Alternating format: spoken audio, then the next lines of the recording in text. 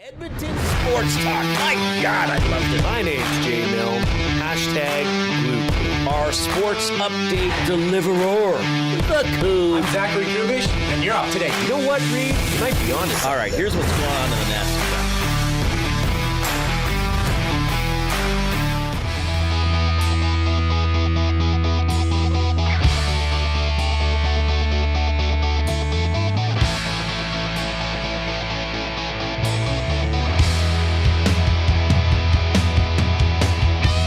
All right, goals about a minute apart here in injury time between France and Senegal. Senegal scored about, there's 8 minutes added on here. They scored just past the 4-minute mark to get it to 2-1, but France just scoring just before it went to 6 minutes of time added on. So France 3, Senegal 1 with about 2 minutes left. Good player. And this is, just looking at the replay here, that is about a 26.5-yard dart. Like, he's well outside the penalty area. And as usually, the goalies never stop anything. Like, it went right through his hand. I'm sorry. I know there's probably some soccer keeper listening. Like, Reid, it's hard. I know it's hard, but like, well, there was a lot of velocity. It's tough. That was an explosive It had kick. a lot of pepper on it. Had a lot of pepper. I believe it's called a strike. That was a delicious strike. That was a tantalizing strike by Mbappe. So 3-1 France. And, they're going to be blowing this one dead soon. 8 minutes time added on. It just went to 7 minutes. Yesterday, that was, Jay, I know your bet didn't cash. You're going to have a new play of the day coming up around 3:40, 3:45 for Play Alberta.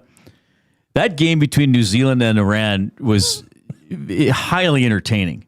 Probably the most entertaining game of the World Cup that I've watched. It was like nonstop chances. And I think I was talking to Hernan about this because he kind of said, they're good teams, but lower level. So they're not perfect. So I think that was, they gave up some chances. There were some maybe undefended plays. Sure. You took, what did you take? Under half a goal? It had to 1.5 goals. You took under 1.5. Yeah. So there was a goal 6 minutes in. So that, or something like that. That didn't do well for you. Well, my people let me down. My team that I depend on to fill me in really missed the boat there. Who was that? Your kids? I can't disclose somebody in the Iranian soccer media? I can't disclose that I use a dartboard. I mean, I can't disclose my sources.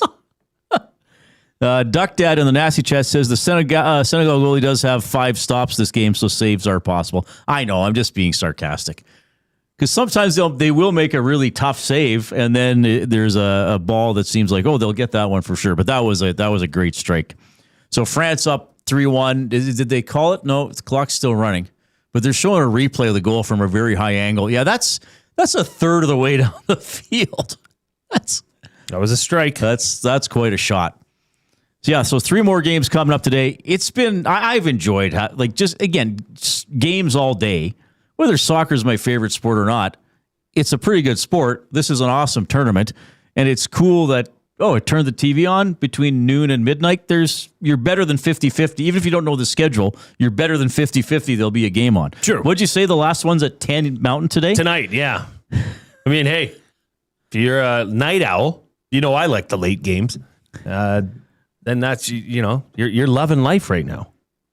Right. 10 o'clock kickoff. You're going to be watching that, Reid? Yeah, I'll probably have it on. I don't know if I'll sit and watch it, but I'll have it on. Yeah. All right. Here's how you can get in touch. 780-218-9999 is the River Cree Resort and Casino inbox. Of course, River Cree Resort and Casino, a lot of great specials there. You want to check out what's going on at Tap 25, including their $21.99 prime rib special. 7 days a week, 11:30 in the morning to 11 at night. It is not available on show nights, but it is available for dine-in and takeout, rivercreeresort.com. You can go to the website. A lot of great shows coming up there. Gowan, David Lee Roth, among others. It is over, so France wins at 3-1, so that's in the books. Their coach celebrating. He was mad when Senegal scored. He was like slashing the air angrily with his fists. All right. You can email Reid at EdmontonSportsTalk.com, Jay at EdmontonSportsTalk.com. If you're listening on iHeartRadio, TuneIn Radio, we appreciate that. Let other people know how they can consume EST. If you're on YouTube today, of course, the channel is Edmonton Sports Talk. Subscribe to EST if you have not done so already, and smash that thumbs up button. Give us a like. Click, click, click. Must you click? Please, please click. Must you click? You must click. Thumb, thumb, thumb. All right, so coming up today, the Mark Kilam Show is at 5 o'clock. Woo! Every Tuesday, the Elks head coach is going to be joining us throughout the regular season. And I can also tell you, during the Mark Kilam Show, so sometime between 5 and 5:30, we're going to be giving away a 4-pack of tickets to the Elks home opener on Saturday against Montreal, courtesy Commonwealth Stadium. Yeah. Jay, the stadium whispered to Jay and was like, hey, come here. Well, I was down there today. So you reached into in between a couple of stairs, and the stadium was like, take those tickets and give them away. I reached my hand into the porous cement. There will be a trivia question, of course. So this is coming up a little bit later on. That's a good trivia question. And the Mark Kilam Show, we got a one-on-one with the coach every Tuesday at 5 o'clock here as part of the Reid Wilkins Show. Shawn Belle will join us at 4 o'clock. Jay has a very special video presentation that we're going to play probably around the bottom of the hour. Sure. That'll be pretty fun. Sorry, Jay. This is just... Oh, what's going on? Oh, we have some soccer highlights. This is... I'm just going to see what we're going to get here for audio. This is from a Group F match being played on Alderaan. Group F on Alderaan. Okay, we got the audio highlight. Solo. Skywalker. Kenobi. Calrissian. Yoda. What a force he is. Boba Fett. To the middle. Chewbacca! Chewbacca! Call your bookie, it's the Wookiee. Oh. A rebel strike into the heart of the Empire. Chewbacca flies like the falcon into the galaxy. The fur and the ferocity. Chewbacca, certainly now he will get the medal he's deserved for so long. Wow. World Cup highlight coming in. From a World Cup update. Group F in Alderaan. Call your bookie, it's the Wookiee. Well done. Very clever. That was good. You know, if this is going to become something during the World Cup, you almost need a background of the crowd, like, and then. Well, we could keep working stuff. I'm going to find something. Yeah, we're just getting audio sent to us. Just audio, but if we overlaid that with some crowd background, I think it would be phenomenal. I'll get something cooking. You could time it. It's getting better and better each time you do it, though, Reid. Well, and Yoda, what a force he is. Well, I mean, how do you stop him? Controlling the ball as if with his mind. All right. Oh yeah, Mex Bezozu said we should have had this for the goal call. Hang on.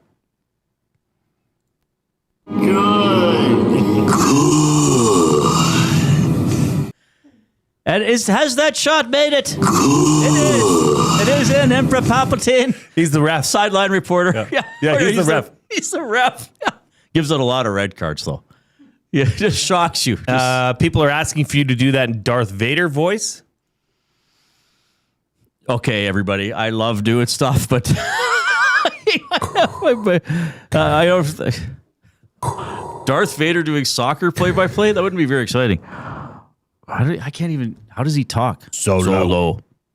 But it sounds like half Jabba, half right. Half like I'm sorry. I think I'm. Solo. I think we're. Yeah, I think we're gonna have to stick with the British guy. Skywalker no morning. Yeah, that's sort of Jabba the Hutt. All right, 780-218-9999 River Cree Resort and Casino inbox. The fur and the ferocity. The fur and the ferocity. And do you get the reference? Chewbacca certainly now will get the medal he's deserved for so long. You know what, Reid? You don't. This is going to pain you, but I have no idea what that is. Coob, do you know what that's all about? Well, I didn't know when you originally. I read this for Coob earlier. Yeah. I was too so excited. at the end of At the end of Star Wars, they blow up the Death Star, kill thousands, if not millions of people. But anyway. Okay, geez. They're all bad, most of them. Yeah. There's a ceremony, and Princess Leia puts medals around the necks of Luke Skywalker and Han Solo. But Chewbacca also walked in as one of the celebrated heroes and did not get a medal. He didn't get a medal? He didn't get a medal. So is that like something that's been talked about for years and years? I was Googling chat about groups? today. Apparently there are books in which it's referenced that he did get a medal or, yeah. You know, that's just, that's such a world we live in. Everybody needs a medal. Hey, Reid? Exactly. What is this, a participation was ribbon? there a hydration break partway through the ceremony? Chewbacca got an orange slice, though, so he was fine. I mean, George Lucas was setting the stage. He knew what he was doing. All right. We may keep getting those throughout the tournament until the people tell me to stop. Can I make it until July 19th? Well, we don't work every day. No, it's fresh. It's vibrant. The finals on a weekend. I'm sure that's what people are thinking. What? I must tune into the fresh and vibrant Reid Wilkins Show with Jason Milne. Elks Saturday, 2 p.m. against the Alouettes. What's happening at 1 p.m.? The Commonwealth Stadium Green and Gold Kickoff Show. Debuting from the Commonwealth Community Rec Center. I was down there today, checked it out. Everything's all systems go, so we're excited. It'll be Matthew Awanek and myself. We'll get you ready for the game. So yes, the kickoff show, the Commonwealth Stadium Rec Center kickoff show starts at 1 o'clock. And we'll take you right up to game time at 2. Matt and I will be in the house for the Elks game. Super excited about it. And it sounds like it's going to be a bit of a weather game. Cool. So that'll be interesting as well. Sorry, Coop, can you call the phone number that I just texted you? We're going to put this person on immediately. Okay. He says he can just do it, but let's just make sure Coop gets them. Let's roll with it. But we can quickly get to the afternoon. Did you get my text? Yeah. And you see who it is? Okay. We can get to the afternoon headlines for 100.3 The Bear. Edmonton's best rock. Stream them on iHeart today. This is Chet Palmer with your sports report. Testy Torts won't be back with the Jousters. He chews out reporters the way old Rex chews on my slippers. He puts the wow in bow wow. Eli Manning was at the soccer match today. Hey, Jason Milne, is that a former Giant in your pocket, or are you just happy to see me? Bluebirds at Fenway today. You know, that green monster is almost as high as Uncle Hank after a serving of Aunt Shermer's brownies. I'm Chet Palmer. There's Chet. Okay.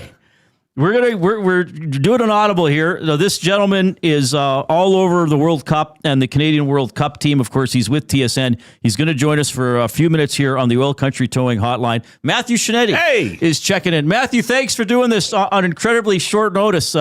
It's Reid Wilkins and Jay Milne. How are things with Team Canada today? A beautiful day out here in BC at the campus of the University of British Columbia, boys. I mean, when the sun is shining in BC, you can't complain about many things. It's good to talk to you guys. Yeah, well, thanks for doing this. We really appreciate it with another match coming up in a couple of days. Can you tell us, kind of the mood around the team, the spirit around the team after getting that first match under their belts and getting the tie against Bosnia-Herzegovina? I think coming out here to Vancouver was needed, just given the you could feel it in Toronto that there was a lot of expectation, pressure. Families were around the team, sponsorship obligations, media obligations. And now that we are actually in the tournament proper, things have settled down emotionally here around the men's national team. And you can palpably feel that around them. You can also see on social media as well, and I'm sure we'll get to it, that Alphonso Davies is in high spirits. And is that indication of whether or not he's going to play? Well, Jesse Marsh isn't going to tell anybody that, but overall, they're at the Whitecaps facility, and over the last couple of days, you could really feel that the team is incredibly relaxed.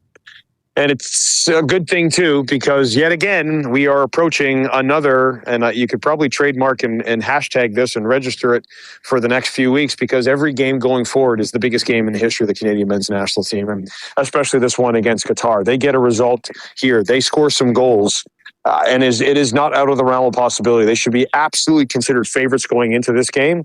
If they do that, they will have a foot in the knockout rounds, and the opportunity to win the group on the 24th, a week away, is absolutely in the cards for them. Matthew Scianitti joining us from Vancouver. He's from TSN. He's covering the World Cup following Team Canada. So give us more of the lowdown here on Davies. Any update on how close he is, when he might draw in? So what's been over the last month and a half, we've been dealing with this brand new classification of injury status that is very, very familiar if you follow the NFL.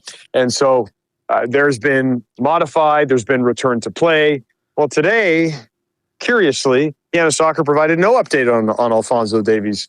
And really, when you get to a World Cup, any news is news. Anything is a story, especially when you also consider that there is gamesmanship involved when you get to the biggest stage. If Jesse Marsch can conceal Alphonso Davies a little bit, and also Moise Bombito as well, because we only get to see the first 15 minutes of training. So we really don't know what Alphonso Davies' status is. We know we can see him jogging and running with his teammates in those first 15 minutes. But after that, everything's up in the air. And I'm very lucky to get to sit very close to the team bench for these matches. I will have an eye on Alphonso Davies and whether or not he actually warms up, because as soon as he gets up and warms up with the team, and most everyone with the team warmed up before the last game except for Alphonso Davies, who was out, and Moise Bombito, who, although available, didn't warm up. But if Alphonso Davies happens to warm up in that game, I mean, we're talking about a massive moment. And yet, you're also talking about a player who hasn't played since May 6th, when he injured his left hamstring before during the Champions League semifinal against Paris Saint-Germain. So he hasn't played now we're looking at 5 weeks. So I understand why Jesse Marsch wants to vague this up a little bit. Do I expect Alphonso Davies to start? No. Do I expect him to play 45 minutes? No. But could I see him coming in a situation where Canada might need him? Sure. I mean, as Stefan Stakio, Richie Larea all said today, and Alistair Johnston, the fact is Alphonso Davies is the best player, when he's healthy, the best player in his position in the world. Having him healthy, or as close to healthy, or at least the possibility of him coming in and providing real explosive minutes in the way that only Alphonso Davies can, would be an absolute big chip to play for Canada. Matthew Scianitti of TSN joining us here on the Oil Country Towing Hotline. Look, how shocking and surprising was the Qatar-Switzerland draw, and what has that done to the anticipation leading into the games in Group B this Thursday? It's opened the group wide open. Like this group now is for the taking, and not only for Canada, but for Bosnia and Herzegovina, who will feel they have a chance, and Qatar, who will undoubtedly feel they have a chance, and Switzerland. I mean, the last 5 of the last 6 times that Switzerland has been in the World Cup, they've usually gotten out of the group stage. They are tacticians at this. They had so many chances, I think around 24 chances to score, to double up their lead against Qatar, and they couldn't take it. And in the oppressive heat in Santa Clara, California, if you don't take your chances, you open yourself up to mistakes, and that's exactly what happened. I do think, though, that if you're Canada, given that you're the host nation, given that you're going to have a raucous home crowd that is going to be as energized as the one that was there in Toronto, and I can tell you, not to go on a quick tangent here, but that crowd in Toronto and their reaction to Kyle Laren's goal is already a top 5 moment for me in terms of events and sporting moments that I've been lucky enough to cover.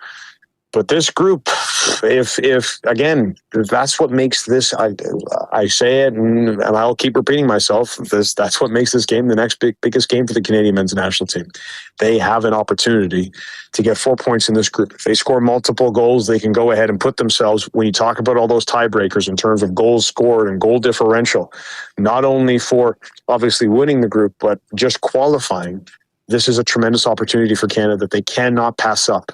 And this is the bit of the wrinkle here. Last summer, and many will remember that they were in the Gold Cup, and Canada was a favorite to win the Gold Cup. And what happened? Well, they conceded a late equalizer to Curacao, which was a pretty shocking result. And then they lost to Guatemala on penalties in the quarterfinals. Alistair Johnston spoke about it today, about learning from those experiences, and they're going to have to, because Qatar sucker punched Switzerland. And if Canada rests on its laurels, that will happen to Canada too. Yeah, I like how you use the term sucker punch. That's a good way to put that. Matthew, thanks for hopping on. Again, incredibly short notice. You're a gentleman for doing this. We love watching your coverage on TSN, and we love having you here on Edmonton Sports Talk whenever you got a few minutes. Enjoy the match in a couple of days, and hopefully we can get you on again soon. Talk to you soon, boys. Right on. Matthew Scianitti from TSN. Great guy. Great guy. Yeah. That's like the guest of all guests Yeah. if you want to talk Canada soccer. So Yeah. well done, Reid. Well to throw straight from Chet to Matthew Scianitti. Yeah, quite a duo there. But interesting stuff about Davies. Yeah. If we got him in, and I'm glad you asked that question about the group because we were talking about that last week. Well, Canada tied, Switzerland will probably win, and then it's like, oh, wait a minute. Yeah. Now the whole group is level. It's wide open. Yeah. So if Canada, and again, the rules for tiebreakers so you know my mom, and she's all World Cup now. I printed up schedules for her. Nice. I wrote where all the stadiums are. She's writing down the scores to all the games, and she's like, "So what if every game in a group ended in a 1-1 tie?" Good question. And I said, "That's a really good question. It's a great question. Like if Canada's group ended with every game in a 1-1 tie, so head to head, you'd throw that out the window, right? Goal difference, you'd throw that out the window. That's tied. Goals scored, that'd be tied. Then the fourth tiebreaker is team conduct. So it's like red cards and yellow cards. Technically could be tied. Unlikely, but that technically could be tied. Then it'd be FIFA ranking. So Canada would be fine. Wow. Because they're the second best team in the pool, right? So they'd get the second. What a great question Yeah. by Louise Wilkins from the top rope. But then so say two teams tied in their pool, and we're also tied in the FIFA rankings. Like you're both 15th. Then they keep going back in time in the FIFA rankings until they're not tied. So hypothetically, you could go back to the 80s. Wow. I mean, obviously you would, but you know what I mean? It's like, well, a month ago they were still tied at 14th. Oh, the month before that they were both 17th. So here's what you want. First of all, you want Canada to win. If it's some bizarre scenario where every game ends in a one, or all the scores are the same, where the goals for and against are equal, All right. then you want Canada to be the cleanest team. No, I think we got 2 yellows in the first game. Pretty Well, sure. I know- I think we got 2 yellows. I think Bosnia got more than Canada, though. Okay, so that's good. But then if all the cards were tied, that Can you imagine? you go. Well, so if it I came think- down to world ranking, Canada would place second if it was a 4-way tie. Well, I text Maddie about that Switzerland-Qatar draw. And I said, look, is this as big as I think it is? And he says it's bigger. Right. Like for Team Canada to be able to now, like Team Canada can somewhat, maybe not fully control their own destiny, but they can have much more of a say. But here's the deal. Qatar beat Switzerland, right. which was supposed to be a Switzerland drubbing. They were supposed to take care of that match simply. So as Matthew Scianitti said, they need to have their A game on tomorrow. And if they do get up, to pile on as many as they can, because that goal differential might just be the difference in winning this group. All right. So, of course, we'll be keeping an eye on this. But true fact, too, is that Bosnia and Herzegovina now, I bet you they're excited. Well, of course. Of course. They think, hey, we have as much skin in the game as any of these other teams. Well, now Qatar's thinking, well, we tied the mighty Swiss. Right. Why can't we beat Canada? Yep. Yeah. Thursday's going to be an interesting day. This is the fun thing, right, about getting to all these combinations in the tournament. Just excite you, eh? You're just salivating. I kind of want it to come down to the conduct score in one of the tiebreakers. Oh, that would be like, magical. imagine being some loser that took like some yellow card in like five minutes into injury time in a game, and then that's why your team doesn't make the next round. Well, that Bosnia player against Canada, what was it? I forget which Canadian player it was, but pretty much tackled him. There's got to. I can't find. game. I'm just trying to do it on the fly. No, there's got to be a list of the yellow cards somewhere. Anyway, if somebody knows where you can find that, I don't see it in the traditional standings, but A friend of the show, Mark Majot, good guy, has texted into the River Cree Resort and Casino inbox 780-218-9999. He said Chewie did indeed eventually receive a medal at the end of the Rise of Skywalker. Oh, did he? I don't remember. That's what he says. Okay. I mean, he's the host of the Yeah, NCTV podcast. I trust him entirely. Yes. Yeah. Okay, 780-218-9999 is the River Cree Resort and Casino inbox. Les Sweet says that explanation is deeper than Jay's pockets. What was in your pocket today? Oh, Eli Manning was at the soccer match. Is that a former giant in your pocket? That's a bit of a swipe there from Chet, isn't it? Well, it's better It's if it kind of once a- been a giant than Bit of never. it's been an underhanded compliment, actually. I'd rather be a giant of Have been some in the point. past, than even if Yeah. if it doesn't reach that level now. Doesn't matter now, anyways, Reid. Our off-topic is not Jay's gigantism. Jeez. It's presented by William Huff since 1952. Dino. William Huff has provided industry-leading advertising solutions for thousands of valued clients. Their unparalleled customer service combined with decades of industry expertise and a desire to make every job the very best can be is what they call the William Huff advantage. Visit their website at williamhuff.com or give them a shout at 780-454-4536. All right, this is truly an off-topic topic. Here's how this came about today. As we've talked about, I like trivia. Most of us here at EST like You trivia. don't like trivia. You love trivia. I love trivia. Like, seriously, just ask me trivia questions in the chat. I'll take a stab at them. Sure. So we have the box of Canadian trivia.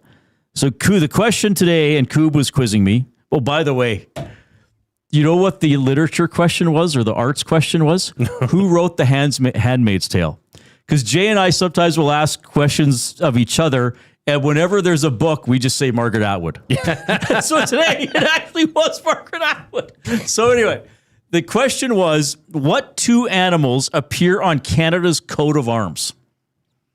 So I didn't know, so I guessed beaver and moose. Koob's like, you're wrong.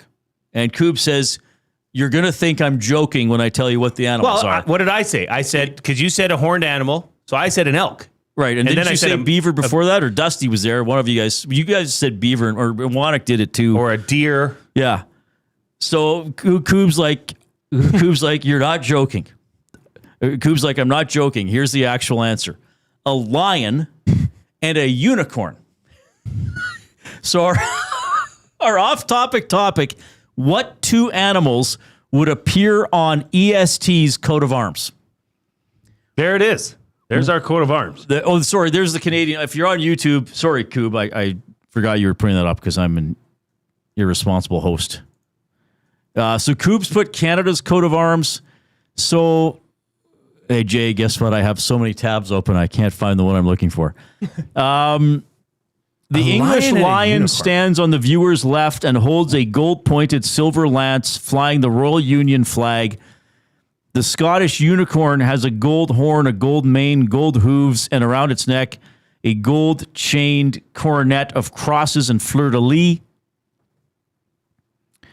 So it's some sort of reference to British or English and Scottish roots in Canada. That I guess why we have these animals It's an English unicorn. on our coat. good to know. Yeah, it likes tea. Drinks a lot of tea. Yeah, a lot of Earl Grey. Why is there like a chain around the unicorn's neck? I that a don't crown? know. It's being held captive. It's in trouble. Free the unicorn. So our off-topic topic is what two animals would appear on Edmonton Sports Talk's coat of arms. Here are my suggestions. A horse, because distance running, herding especially, and horses are we have a lot of horsepower here with how hard we work and the passion we have. We have some people who are just flat out thoroughbreds. Yes. And then I thought, well, Studs. if Canada can have a fictional animal, we have to have a fictional animal. So mine is the Phoenix, because this station rose from the ashes of TSN 1260 Ooh, that's tight. That's a good one. and then has taken flight. Do you have Koob? You know how like sometimes if you have a fancy version of AI stuff or GPT, Chat GPT, can you put to make a coat of arms with a horse and a phoenix Okay. and Edmonton Sports Talk? Oh, Yeah, my- I'll figure okay. it out. I'll figure it out. I'll do something up, and we could revisit that later on once they get built. Kelvin Van Dassler in the Nasty Chat on YouTube. A river lion and a smash. Yes, the pelican. The river lion. That's the first thing that came to mind for me was Smash the Pelican, our Right. known mascot around here. He hasn't been brought up in quite some time, but that would be a big one for me. And then it's got to be the city's bird, the magpie, Oh, that's not a bad as idea. well. But another animalistic, I know, with the unicorn, the Canadian coat of arms, Chewbacca. Of course, we have that amazing Chewbacca clip of Chewbacca, yeah. Dusty. Exactly. And Reid Wilkins is an animal when you're dunking on the hoop. So I got to say, that's quite animalistic. You're the animal near the hoop. So just have a photo of Reid and Chewbacca. Mex has Coop the Corgi and Terry the Turtle. That's Terry posing for his photo. Sobe Kirk says a pelican. Wait, is Terry holding that? Yeah, is Terry holding that flagpole, or what's Terry doing to the flagpole? Bow Valley Hockey says an elk and an oil-covered bird. That's not a bad idea. So what two animals, keep it to two, would appear on the coat of arms of Edmonton Sports? Like, do you have nominations? The Phoenix has got to be... That really captured your imagination. That really captures it because it rose from the ashes of EST or of TSN 1260. Nolan from St. Albert says an elk and a chicken tender. That's pretty good. Mikey says one animal should be Coop the Corgi. Coop the Corgi's getting a lot of love here. He should be getting a lot of love. I was thinking... I like the Phoenix. I'm going to have to stick with that. But what about a Wolverine? Because Wolverines are some of the world's most fearless animals, which at EST, we're fearless. And a lot of us, well, some of us like comics and Wolverine. And they're known for their stubbornness, Wolverines. Yeah, true. So we're fearless, stubbornness, and one of they take on predators many times their size. Shawn Belle coming up at 4:00. Mark Kilam, the Mark Kilam Show with the Elks head coach, is at 5. Jay's play of the day in the next half hour. And when we get back, a special video involving Jason Milne, members of the Edmonton Elks, and donairs. Here comes the Coop.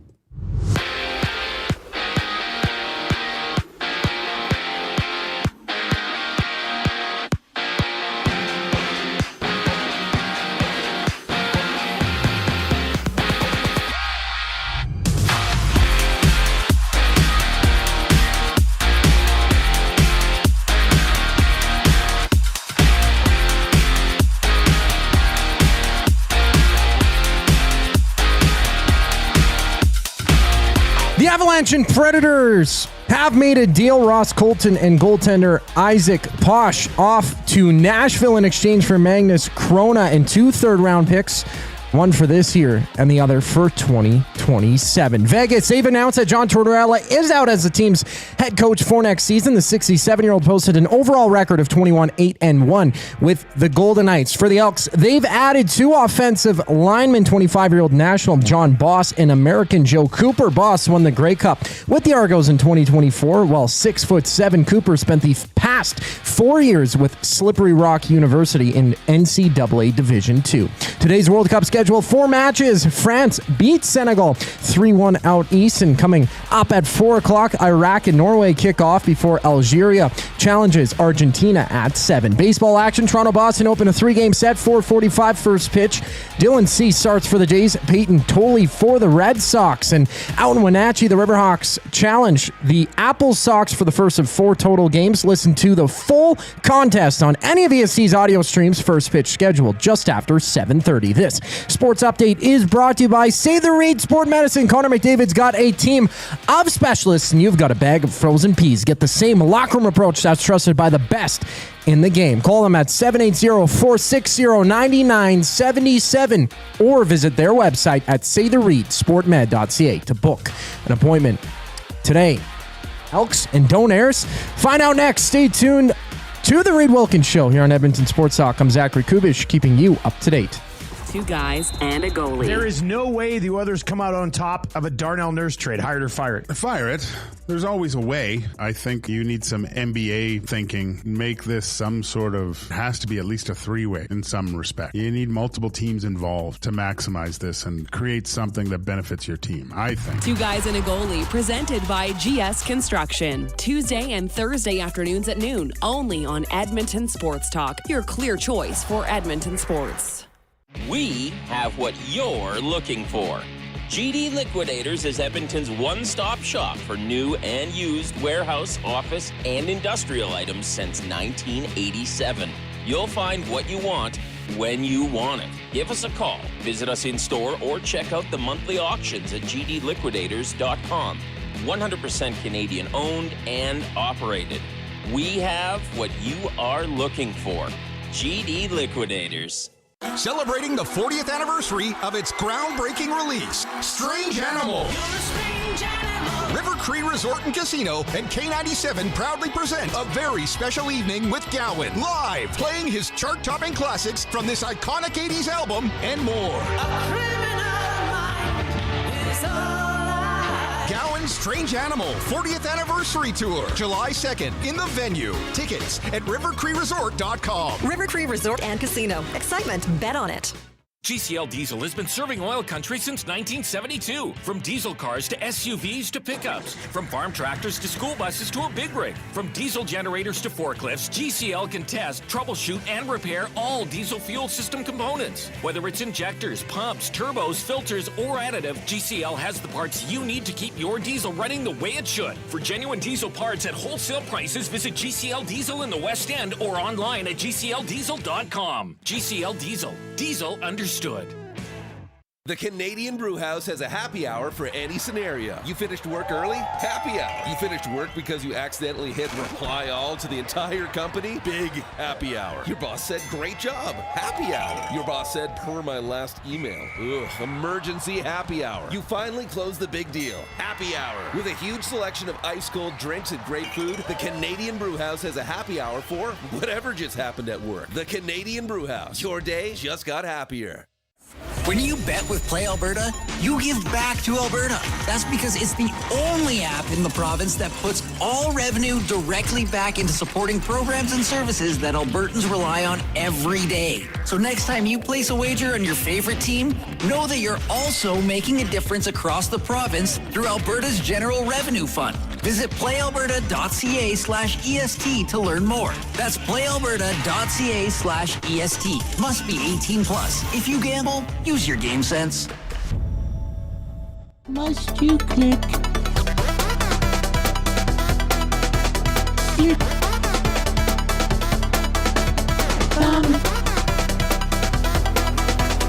Must you click?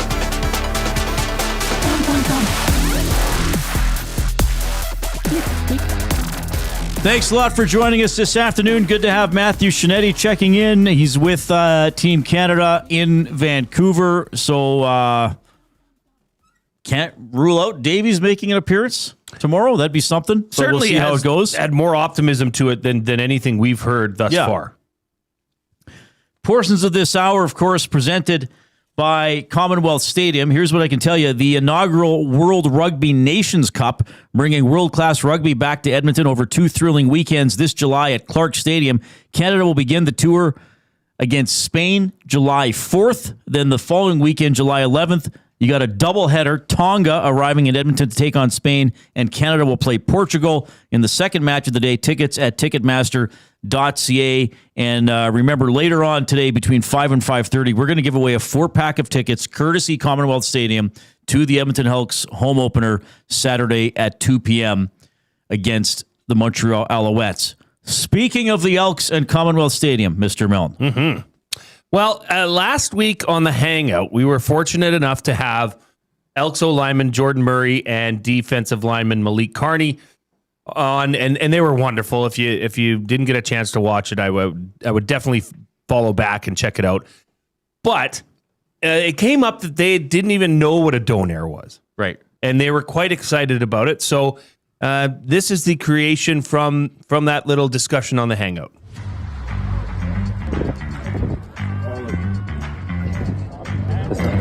Where are we at on donairs? Okay. I'm sorry. What is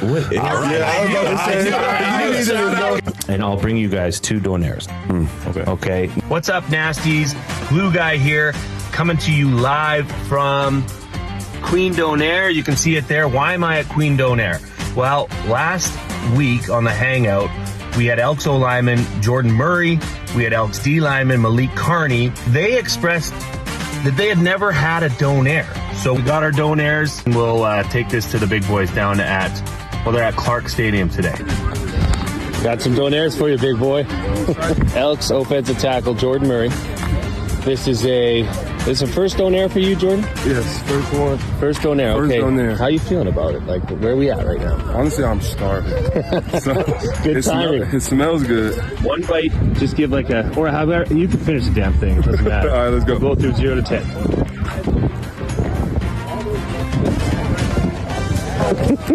You're down with the donair, right? I'm down with this. I'll give this an 8.5. Okay, I like that. Royal? Queen. Queen, shout out to Queen Donair. This is amazing. All right, Malik Carney, Elks D lineman, in the house. This is the donair. First donair, right? First donair. Give it a bite. We're scoring it through 0 to 10. First bite. Everybody know the rules.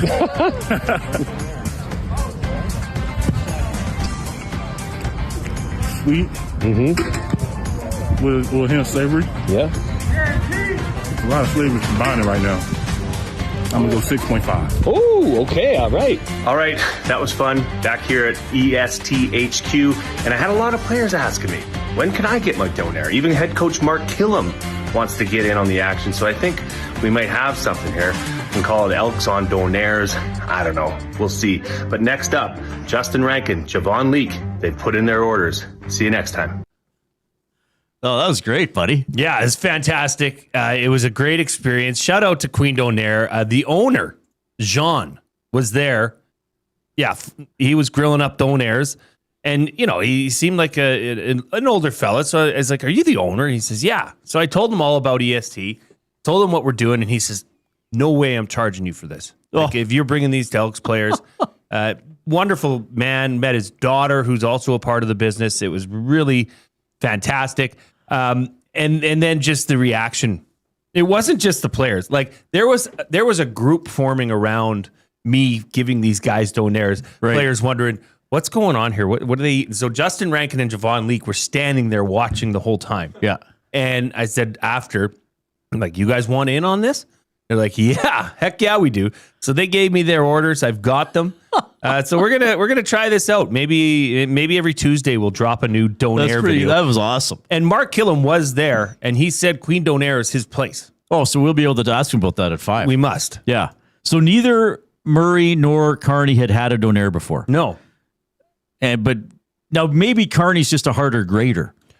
Yeah, you never know. Like maybe he's that 6.5, but. That's a decent score. Yeah. I mean, that's a decent score. Jordan Murray, as you heard, was starving. So yes, it's tough to go into a food review starving and you have a hot donair served to you after a cold practice. Right. But he loved it. And you know what? I kudos to those two guys.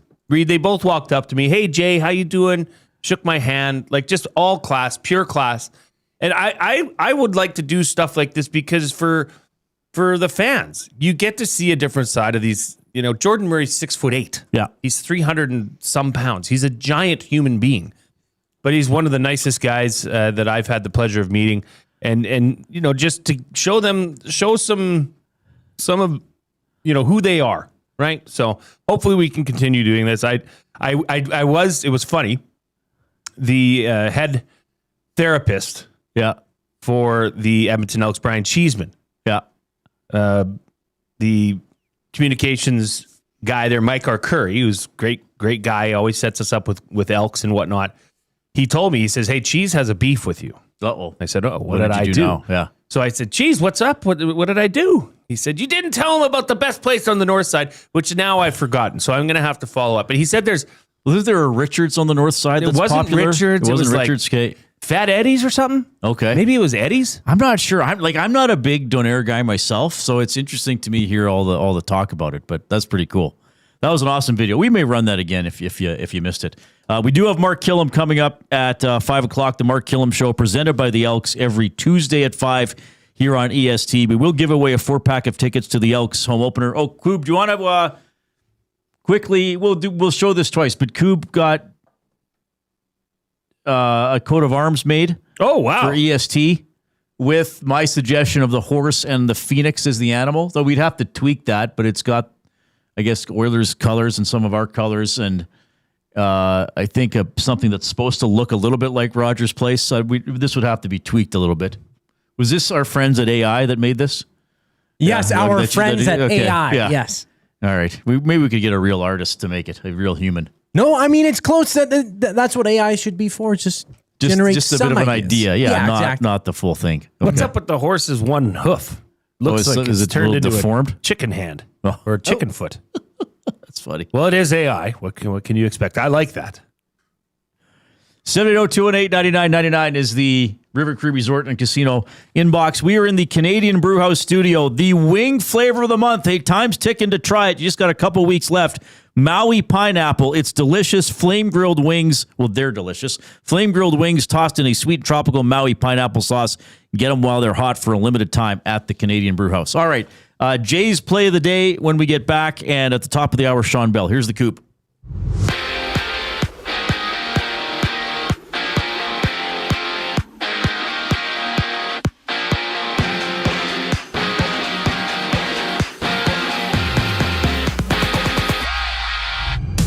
Nashville and Colorado have made a trade. Ross Colton and goaltender Isaac Posh are off to Nashville in exchange for Magnus Corona and 2 third-round picks. One for this year and the other for 2027. Out in Vegas, the Golden Knights have announced that John Tortorella is out as a team's head coach for next season. As for the Elks, they've added 2 offensive linemen, 25-year-old national John Boss and American Joe Cooper. Boss won the Grey Cup with the Argos in 2024, while 6'7" Cooper spent the past 4 years with Slippery Rock University in NCAA Division II action. Today's World Cup schedule, 4 matches were on tap. 1 wrapped up, France beating Senegal 3-1. And coming up at 4 o'clock, Iraq and Norway kick off before Algeria challenges Argentina at 7. To baseball, Toronto, Boston open a 3-game set. First pitch scheduled for 4:45. Dylan Cease on the bump for the Jays. Peyton Tolley for the Red Sox. And from Wenatchee, the Riverhawks play the first of 4 against the Apple Sox. Listen to the full game on any of EST's audio streams. First pitch scheduled for 7:35. This sports update is brought to you by the Ranch Golf Club. The Ranch Golf Club delivers premier conditions, top-notch service, and unmatched value every round. It's why they're Alberta's top choice for corporate golf events. Visit theranchgolf.com to find out more. Jay's Play of the Day up next. Here on the Reid Wilkins Show, I'm Zachary Kubish, and you're up to date. The Oil Stream. Darnell Nurse, I could see in the most Oilers fashion. I would almost guarantee this. I think he will get traded at some point. I think the writing's on the wall, and I think he's starting to see that. I think he's a smart man, but I could just see wherever he goes, he would just flourish. He would just be so good. Like the pressure's gone, clean slate. I think he could have a career year. The Oil Stream, presented by Boston Pizza. Monday, Wednesday, and Friday afternoons at noon. Only on Edmonton Sports Talk. Your clear choice for Edmonton sports. Hi, I'm Alistair Johnston with Canada Soccer. My dad's the biggest influence in my life. He was the one that passed down the passion for soccer to me. He is the biggest influence in my career. To all inspiring dads, happy Father's Day. Sentinel Storage, official storage partner of Canada Soccer. At Firehouse Subs, our subs are freshly toasted, stacked high, and crafted to satisfy. Each sub is piled high with premium meats, melty cheese, and toasted to perfection. Firehouse Subs brings bold flavor to every bite, all served on a freshly toasted roll. But we're not just feeding Edmonton, we're fueling it. Dig into the brisket hat trick, piled with slow-smoked brisket and melty cheese. Or go to the Firehouse Subs fan favorite, the Hook and Ladder. Made to order with smoked turkey, honey ham, and Monterey Jack cheese on a perfectly toasted roll. With 15 Firehouse Sub locations across Edmonton and the greater area, it's easy to grab a hot and hearty sub close to home. Firehouse Subs. Hot, hearty, made to satisfy. Celebrating the 40th anniversary of its groundbreaking release, Strange Animal. River Cree Resort and Casino and K97 proudly present a very special evening with Gowan, live playing his chart-topping classics from this iconic 80s album and more. Gowan's Strange Animal 40th Anniversary Tour, July 2nd in the venue. Tickets at rivercreeresort.com. River Cree Resort and Casino. Excitement. Bet on it. Goodwill is one shopper, finding something I never knew I needed. A jacket, a deal, one donor, letting go of something so someone else can move forward. One program participant, learning, trying, building skills, building confidence, building a future. One purchase, one donation, one job, one choice.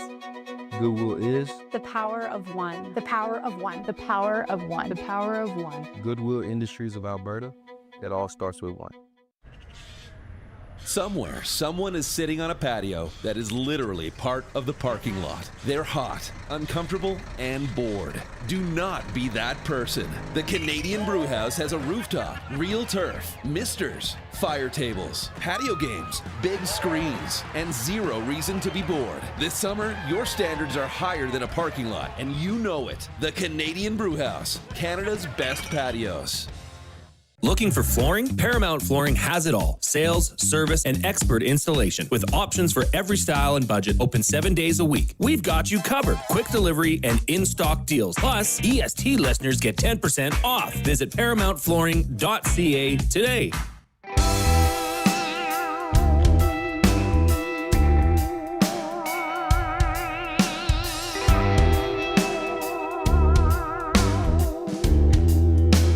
Oh my goodness, we're here.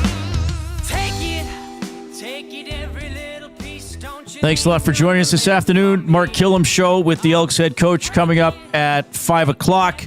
France got the 3-1 win over Senegal. What do we have coming up here? Iraq and Norway at 4, Argentina and Algeria at 7, and a late one, Austria and Jordan at 10 o'clock. So another full day of World Cup viewing. We're going to talk later, too, about John Tortorella, no longer the coach of Golden Knights. Hockey Night in Canada will no longer be on CBC. We'll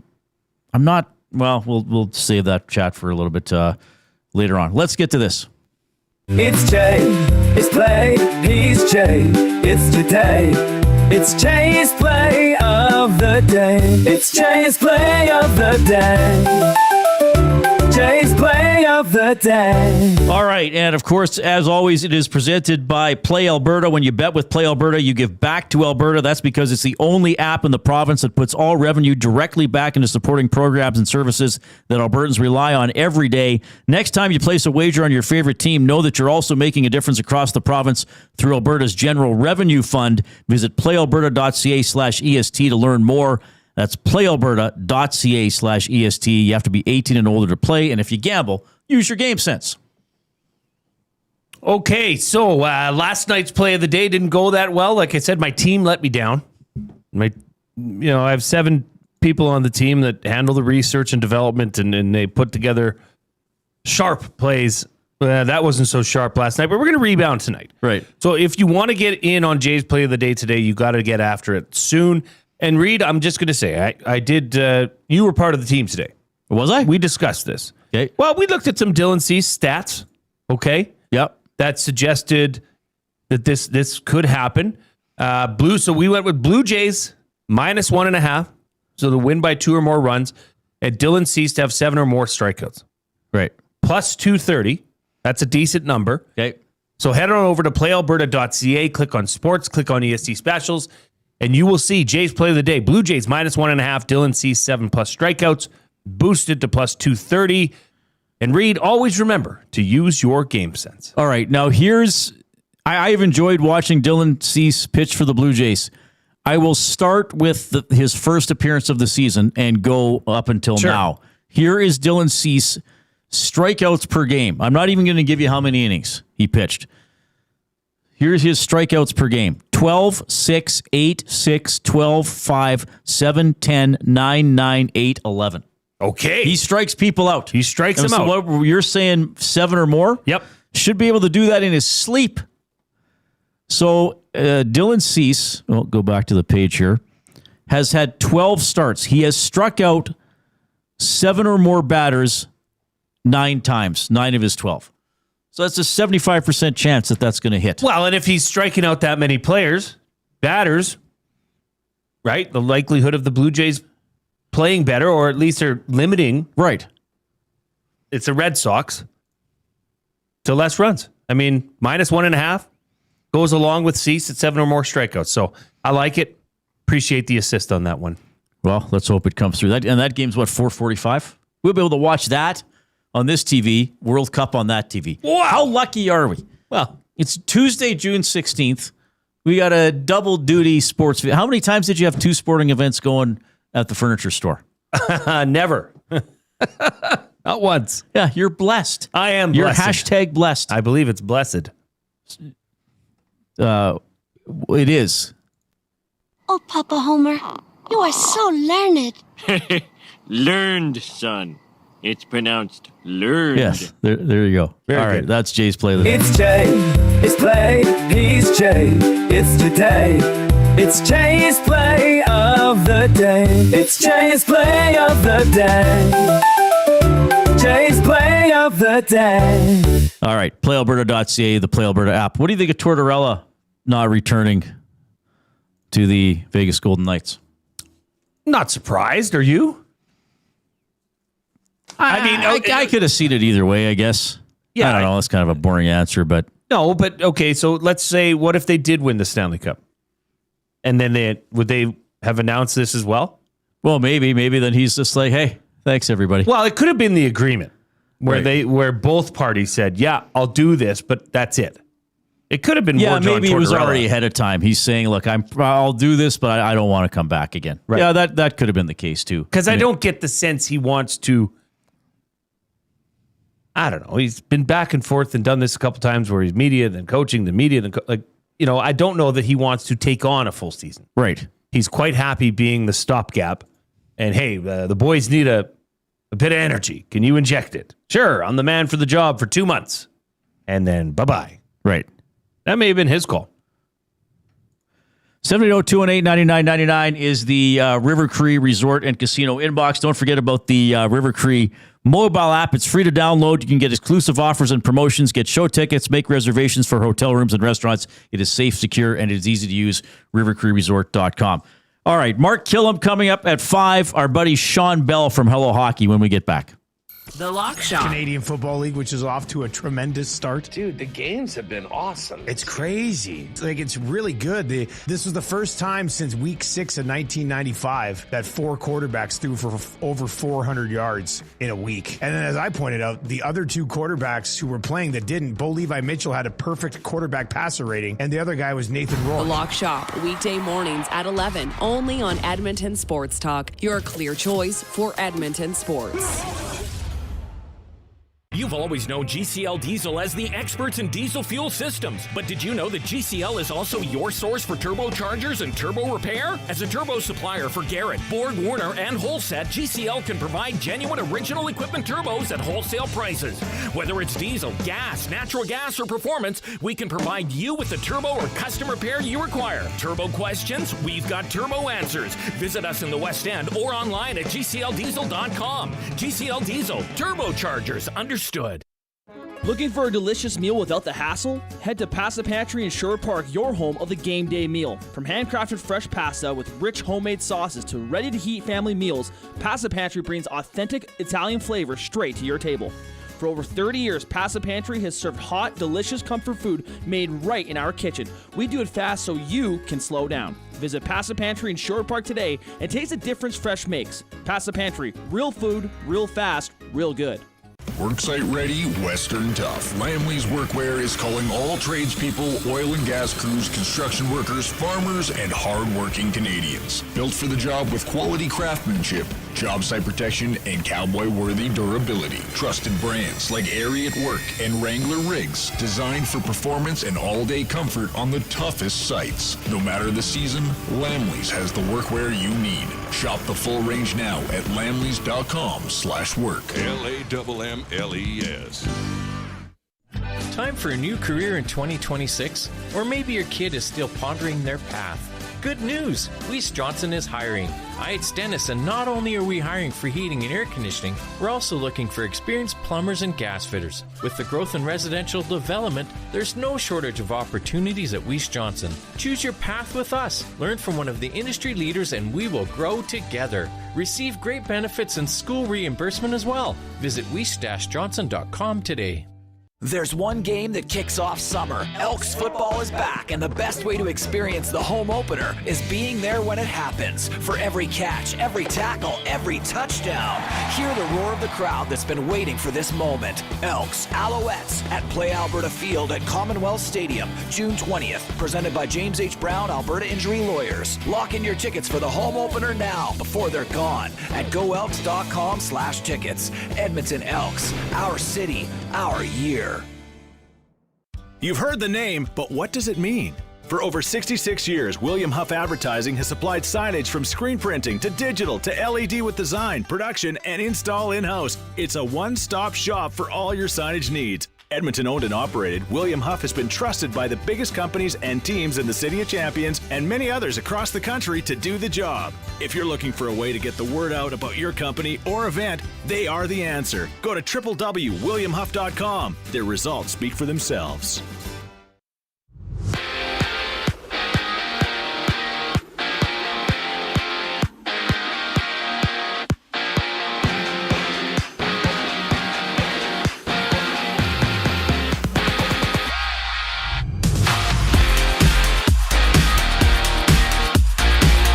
The Avalanche and Predators have made a deal. Ross Colton and goaltender Isaac Bosch off to Nashville in exchange for Magnus Krona and 2 third-round picks. While in Vegas, the Golden Knights have announced that John Tortorella is out as the team's head coach for next season. The 67-year-old posted an overall record of 21-8-1 with the Golden Knights. For the Elks, they've added 2 offensive linemen, 25-year-old national John Boss and American Joe Cooper. Boss won the Grey Cup with the Argos in 2024, while 6'7" Cooper spent the past 4 years with Slippery Rock University in NCAA Division II. Today's World Cup schedule has 4 matches. France beat Senegal 3-1 earlier today. And just about to hit the pitch, it's Iraq and Norway. After that, Argentina and Algeria have kickoff scheduled for 7 o'clock. In baseball, Toronto-Boston open a 3-game set, 4:45 first pitch. Dylan Cease starts for the Jays, Peyton Tolley for the Red Sox.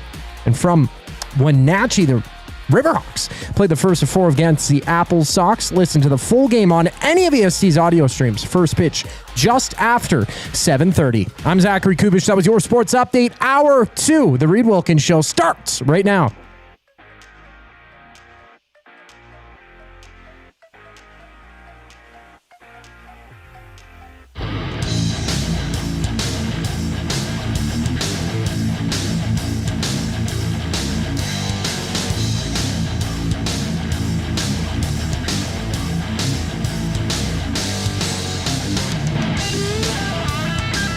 Okay, good to have you tuning in this afternoon.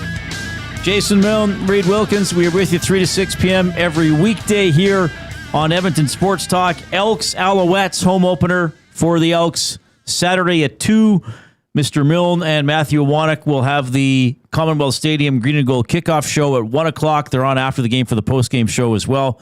Awanek going to Vancouver and back. Yeah. For the World Cup game. I think he's missing. Well, he leaves tomorrow. Missing work tomorrow and Thursday. I think he's coming back right after the match. And then he's working on Friday, and then he's doing the game with you on Saturday. Busy guy. Dedicated. I'm excited for him. I mean, for him to say, I went to a World Cup match, that will be a lifelong memory for him. Well, if he said he went to Canada's first victory. Well, that'd be a good point. It could be the first victory. Right? Like, he could be there for history. And no, did you see his car today?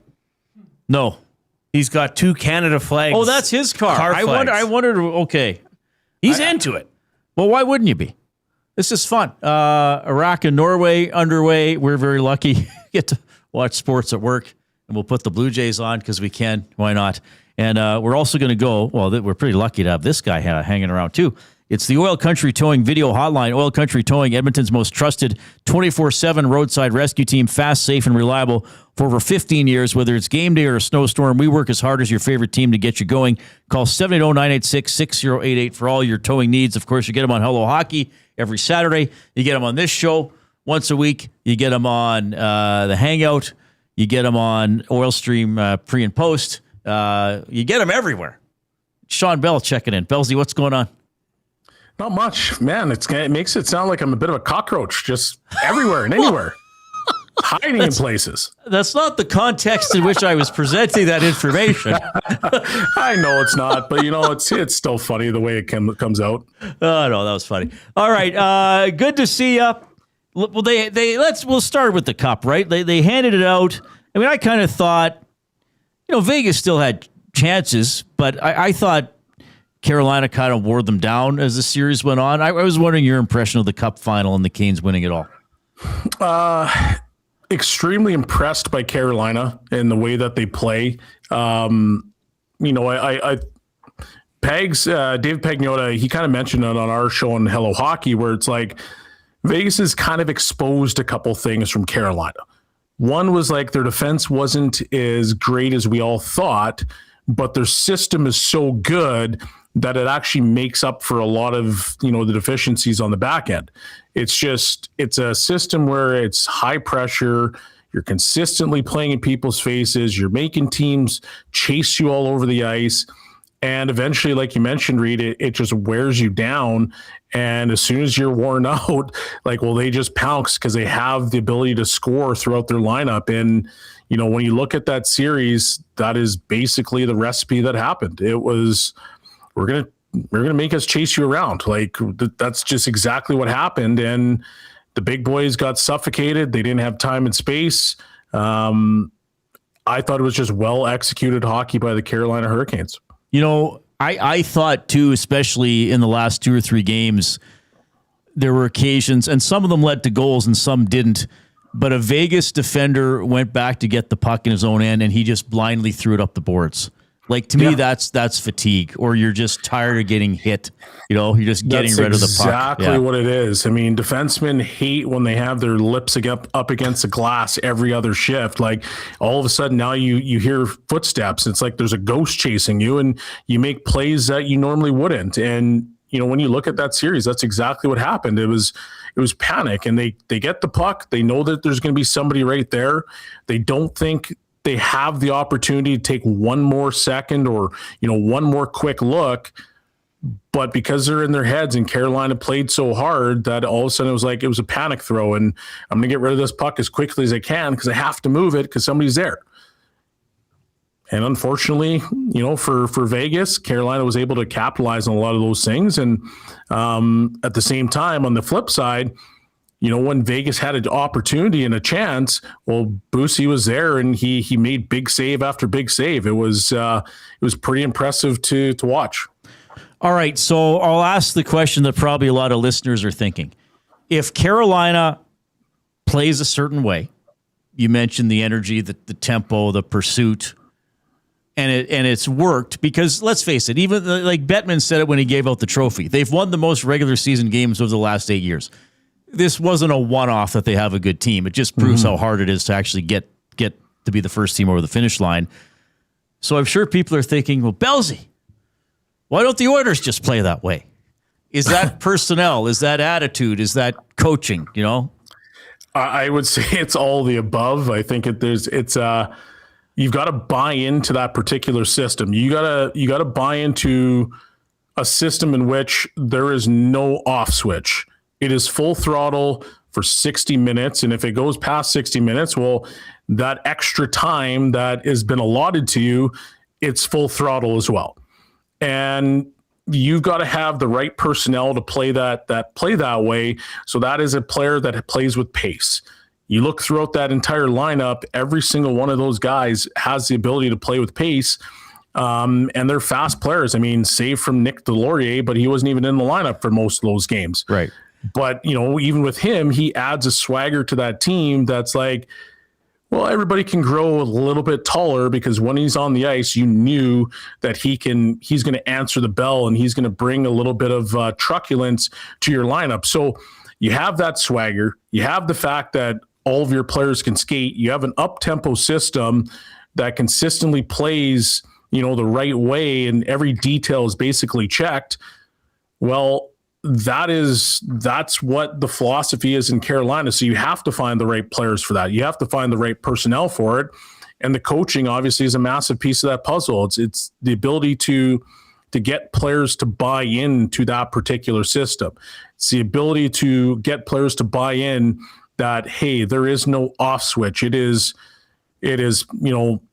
full throttle every single time you're on the ice. No taking a shift off, no taking a game off, because at the end of it, if you play that way for 82 games, by the time you get to the playoffs, teams are now trying to ramp it up. You're just expanding upon what you've already done for the entirety of the regular season. Shawn Belle joining us on the Oil Country Towing video hotline. So Tortorella's not going to be back. I mean, he goes in with 8 games remaining, doesn't lose a regular season game in regulation, gets them to the Cup final. I don't know. Do you think this was kind of he'd already said, "Okay, I'll do it, but I'm not coming back," or do you think if they would have won, it'd be a different decision? And I mean, I guess the follow up to that is, now that he's out there, does some team like the Oilers say, if we can't get our first choice, like there's Torts lying around again? Okay, I'm going to start with your last question, and I wrote the biggest eye roll I could ever possibly give you. I think there is teams like Toronto and Edmonton that would 1,000% explore the idea of trying to bring Torts into their lineup, to be their coach. But does Torts want to coach in Canada? That would probably be the number one, question and answer that you'd have to try to solve. But after that, I think Tortorella basically said, listen, I'm going to be a mercenary for this year. I'm going to come in. I don't really have much desire to coach a full season, 82 games. I can be on the bench. And part of it is I think that he had a bit of a bump from the Olympics. You have that high of winning the Olympics, and you've done something the States hasn't done in such a long time, and I kind of want to get back into it. And then you get into the grind of what the NHL actually is, day to day, putting in, I don't even know what the number is, 90 hours a week, right? 100 hours a week, and you're going to bed and you're looking at video. It's 2:00 in the morning, 3:00 in the morning. Then you got to get up at 6 and rinse and repeat. Like, it's hard. As much as we all sit back and say, hey, this is glamorous, it is hard. So I think there was a high from the Olympics. I think he got into the season. Bruce Cassidy put a lot of pieces in place, and then Torts basically unlocked everything that was there, and he had a perfect run, except for the fact that they didn't win it, but he had an unbelievable run. So I would say that if Torts was going to come back, it would probably be in a similar situation that you saw this past year. Yeah, I like how you put that, and it makes me think too. I suppose the situation he went into, really he had nothing to lose. So he coached 8 regular season games. If they go 3-5 and then lose in the first round, then he can be like, well, sorry, nobody expected it. George Exactly. and Kelly, you fired me because your team's uninspired. Well, that's just them, right? Yep, So exactly. So yeah, he does kind of look good. I have so many questions here because, I mean, is this a state that this team and organization is at? Whoa, Torts isn't going to be back in Vegas. Does Edmonton have a chance? Can they get, who wants John Tortorella to be the next head coach here? Is that seriously, I mean, is he that much of a player whisperer that he can come in and whip this team? It just, Bellezy, every time something like this happens, it just compounds the situation for this organization, at least in my opinion, more and more and more. And now they're in this Mike Babcock saga. I mean, how long can this team hold off before naming the next head coach? And when does this have to be in place? Well, I mean, from a coaching standpoint, it could go all the way till the end of the summer before the season starts. So do I think the Oilers want that? No, I don't. Do I think that they want a quote unquote hard ass as their coach? I 100% think they want that because that is what they believe is going to get them to the next level. Knoblauch, I don't know what he was like behind the scenes. And I don't think anybody outside of the guys that were on the bench and I guess the organization truly knew what he was behind the scenes. So I can make my assumption that he wasn't the hardest of coaches. You can make your assumption that Woodcroft wasn't either, and this is why they've decided to go down this path. But I just can't get behind Mike Babcock. I'm sorry, I can't get behind that he's going to be the best coach that they possibly have. I can't get behind the fact that he's the only one that can motivate this team to play hard defensively. I can't get behind the fact that this is the only guy that can get these guys to play the right way day in and day out. So I look at the landscape of coaching and I say, okay, is it Mike Babcock? Is it Bruce Cassidy? Well, you're not getting him. Is Tortorella the answer? I don't think he's the answer because I don't think he wants to come to Canada. So then what's next? And you've painted yourself into this corner where you've tried to make these decisions basically on the fly. And that's what it seems like. I'm not going to sit here and try to rip the organization, but every coaching decision that they've made seems like it's been literally off like it's been on the fly, off the seat of their pants. And so if you're looking for a hard coach, then you can't get Babcock and you can't get Tortorella, then you can't get Cassidy, then what's next? Are you going after Daryl Sutter? Are you going after Berube? Well, most people in here in this city don't want Berube anyway, so how much hotter do you want to get the noise to be? Well, how long does this Bruce Cassidy talk about a saga? How long does this last? Now that it's over, okay, and there was thoughts and discussion that, okay, the Vegas Golden Knights are too busy to deal with this right now. They're still in the playoffs. Okay, sure. Now it's the off season. Do you see, or have you heard, have you thought that maybe there's a little bit more of a chance that they will release Bruce Cassidy to talk to other teams? I think there was a report that came out today. Was it Dregs that basically said that it's highly unlikely that the Knights will give the Oilers permission to interview Bruce Cassidy? The Oilers. Right. But does that open, I mean, in a complete heel turn, does that then say, okay, Maple Leafs, you want to talk to Bruce Cassidy, go ahead? If it's the Vegas Golden Knights, then you got to expect 1,000%. There's no heel turn. They are full heel. They are like Paul Heyman right now, and they said, you know what? You guys, the Leafs, you guys can interview this guy, and he can go coach out there because this doesn't affect our day-to-day lives. Sure. I don't think they have any desire to help the Oilers in any way, shape, or form. And I don't blame them. Like, if it's a division rival, I'm not going to sit here and be like, man, screw Vegas. I can't believe they wouldn't let you talk to their fired coach. Well, hey, all's love and, all's fair in love and war. Isn't that what the saying is? Bellezy, you said something really interesting, and I think Dreger even said it with on the Nielsen show yesterday that Cassidy wouldn't be talking to the Oilers. Like, you just said something very interesting about the Oilers being sort of, did you say reactive to the coaching situation? Yeah. And even though this has been a coaching carousel franchise to some extent, I mean, better than obviously the decade of darkness. Like, they had concerns about Woodcroft when Vegas beat them. Because I think that team in 2023 was pretty good. And they might have won the cup if they got past Vegas. And then they started the season with Woody and they fire him and they bring in Knobloch. They clearly had concerns. Well, maybe not clearly, but I think they had concerns about Knobloch when they lost to Florida the second time. And I brought it. I remember bringing it up after Game 6 last year, which, by the way, was a year ago tomorrow, because that's the first time a player said something that raised eyebrows. Because McDavid said, we kept trying to do the same thing over and over again and banging our head against the wall. Now, you can also look at that as a criticism of himself.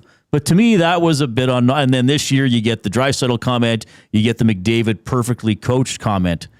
So you could argue that as much as the Oilers change coaches too often, with the last two coaches, they actually could have done it sooner if they were going to be proactive and tried to get somebody in the summer as opposed to Woody midseason and Knobloch midseason. Just another way to look at it. Probably a lot of people think I'm crazy, but you could argue that. Like, if they had some balls here, having balls is not hiring Babcock off the scrap heap in 2025.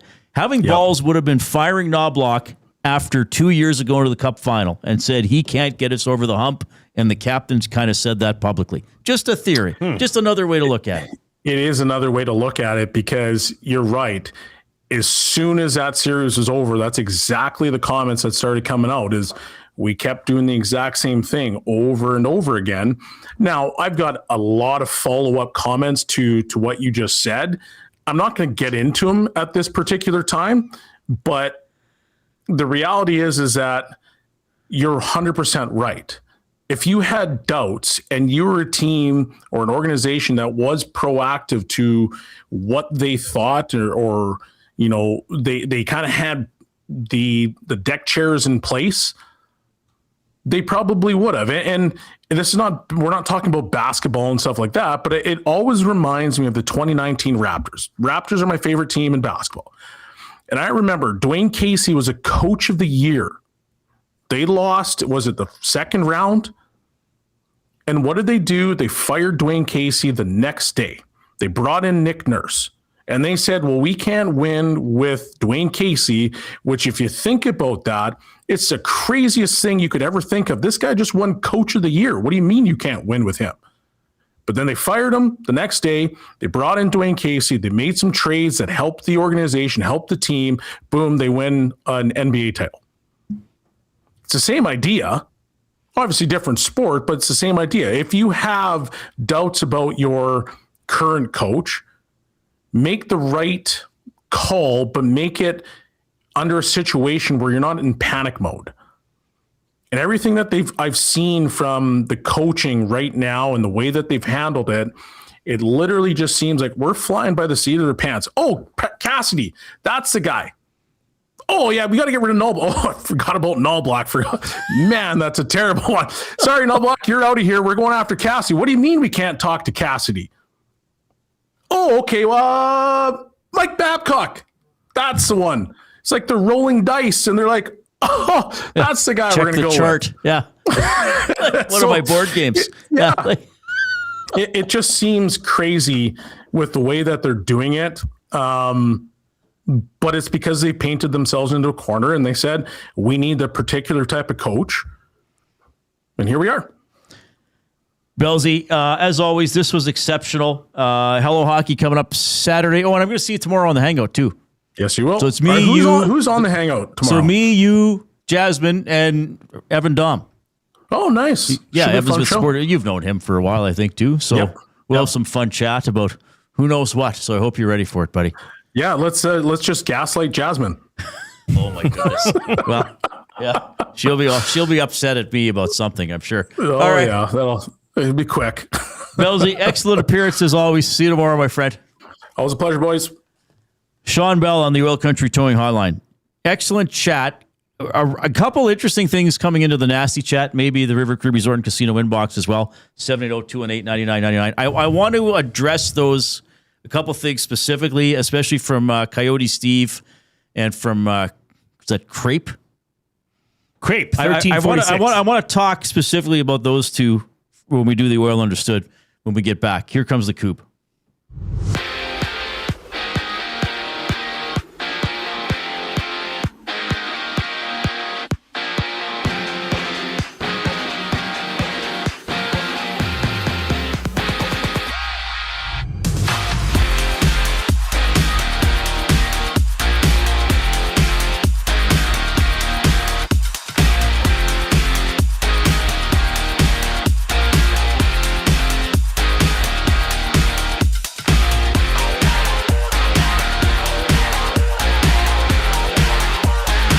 Ross Colton is off to Nashville along with goaltender Isaac Posh, with Colorado shipping those two players to the Predators in exchange for Magnus Krona and 2 third-round picks. Meanwhile, John Tortorella is officially out as a head coach of the Golden Knights. He posted an overall record of 21-8-1 during his time in Vegas. Day 1 Elks injury report. 3 players did not practice. Coulter Woodmansey, knee injury. Joe Robustelli with a hamstring ailment, while Etiva Muaga Clements sat out with a clavicle issue. The Green and Gold also signed 2 offensive linemen and 25-year-old national John Boss and a 6'7" American Joe Cooper. In World Cup action, there's no goals currently, 0-0. Iraq and Norway in the 22nd minute. At 7 o'clock, Argentina and Algeria kick off. And at 10 o'clock, we'll also see Austria in action against Jordan. Baseball play. Toronto-Boston open a 3-game set. First pitch scheduled for 4:45. Dylan Cease on the bump for the Jays. Countering for the Red Sox is Peyton Tolley. And from Wenatchee, it's the Riverhawks taking on the Apple Sox. Tune into the full game on any of EST's audio streams. First pitch scheduled for 7:35. This sports update is brought to you by Windsor Plywood Leduc, locally owned and operated, serving Leduc and surrounding areas since '93. They have doors, flooring, baseboards, and of course, they have plywood. Go see the knowledgeable staff at Windsor Plywood Leduc. More with Reid Wilkins, Jay Milne following the break here on Edmonton Sports Talk. I'm Zachary Kubish, keeping you in the loop.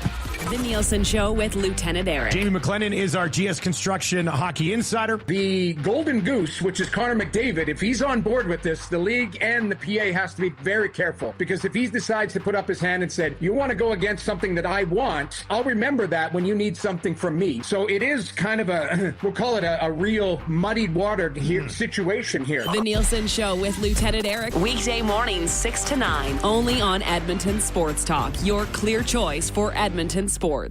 When you bet with Play Alberta, you give back to Alberta. That's because it's the only app in the province that puts all revenue directly back into supporting programs and services that Albertans rely on every day. So next time you place a wager on your favorite team, know that you're also making a difference across the province through Alberta's General Revenue Fund. Visit playalberta.ca/EST to learn more. That's playalberta.ca/EST. Must be 18 plus. If you gamble, use your game sense.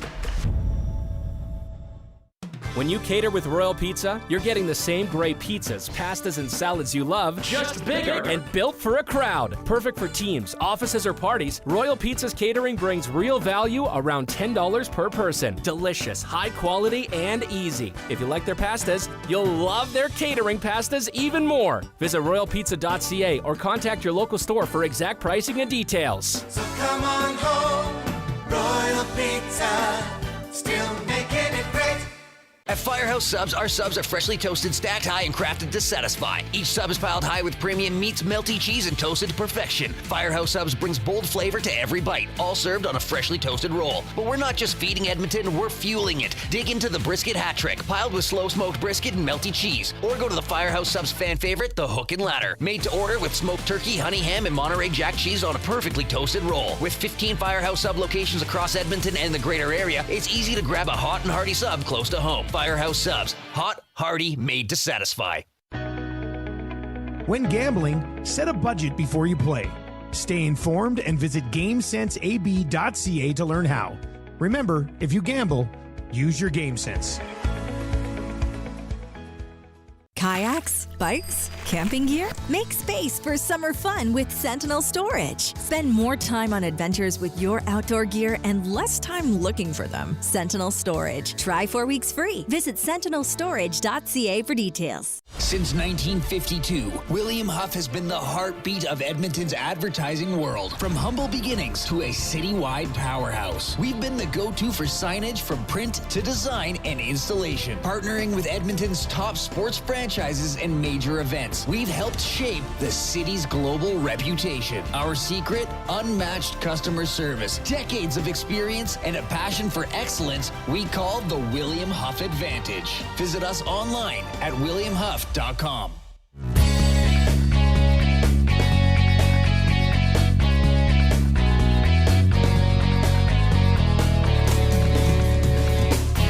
We are pleased to be coming to you from the Canadian Brewhouse studio. Afternoons just got a serious upgrade at the Canadian Brewhouse.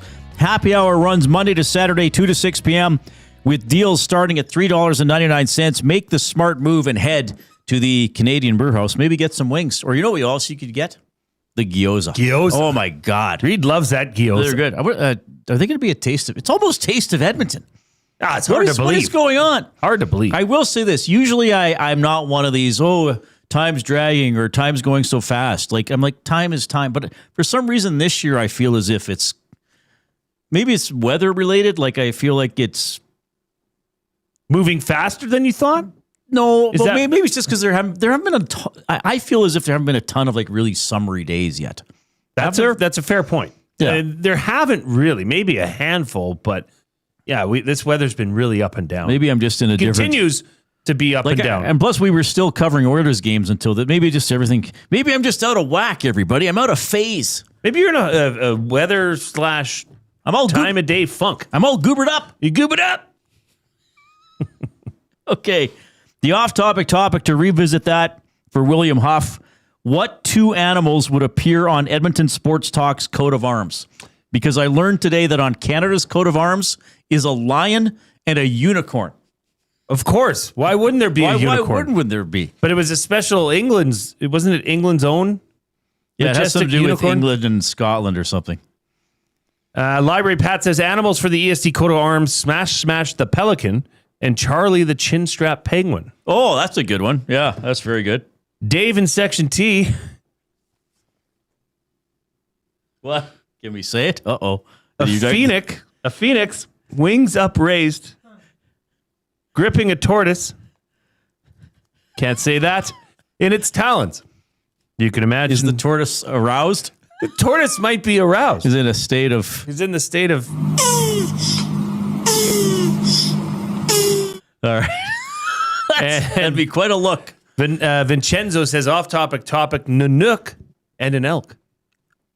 Oh, interesting. Okay. Well, that'd be very elk specific. That could be for the green and gold. Ah, the green and gold kickoff show. The Commonwealth Stadium green and gold kickoff show could have its own coat of arms. All right, let's get to the oil understood for GCL Diesel, providers of the best diesel engine components around.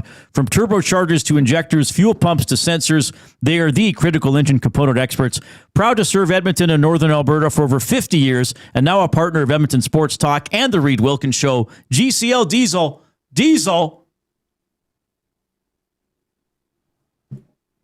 Understood. And just as I look up, we got a bunch of Norwegian people celebrating. Oh, is that the guy that was at the hockey game? At the Hurricanes game? What's his name? Somebody will know in the chat. There was the big Norwegian guy was at the Stanley Cup Final game, right? Wasn't he at Game 5? Norway has scored. We're in the 29th minute. Before we get to the oil understood, we'll describe the highlight. We got ball right on the center dot. Norway puts it up the left-hand side. Kind of have a 4-on-3, and then a player making a run down the left-hand side. Perfect cross along the grass, and the other Norwegian attacker actually sliding in to kick it into the net. Great. Like, he doesn't slide. He doesn't get to that. That's a great play. And it was almost like a backhand, like a back-footed play. Is that Erling Haaland? No, it isn't, Coop. He is scary. It's the guy who was at the hockey game. He is an intimidating-looking fella.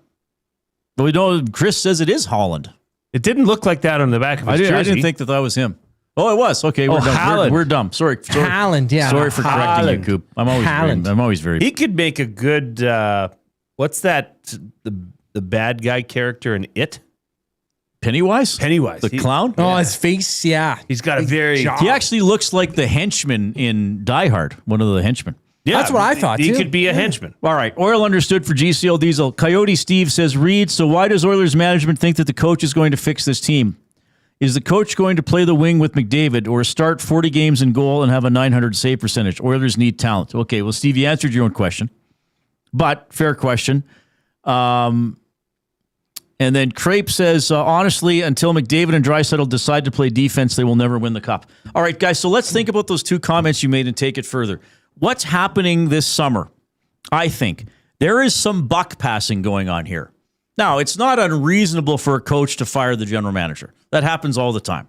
A coach to fire the general manager to fire the coach. Yeah. That's not unreasonable.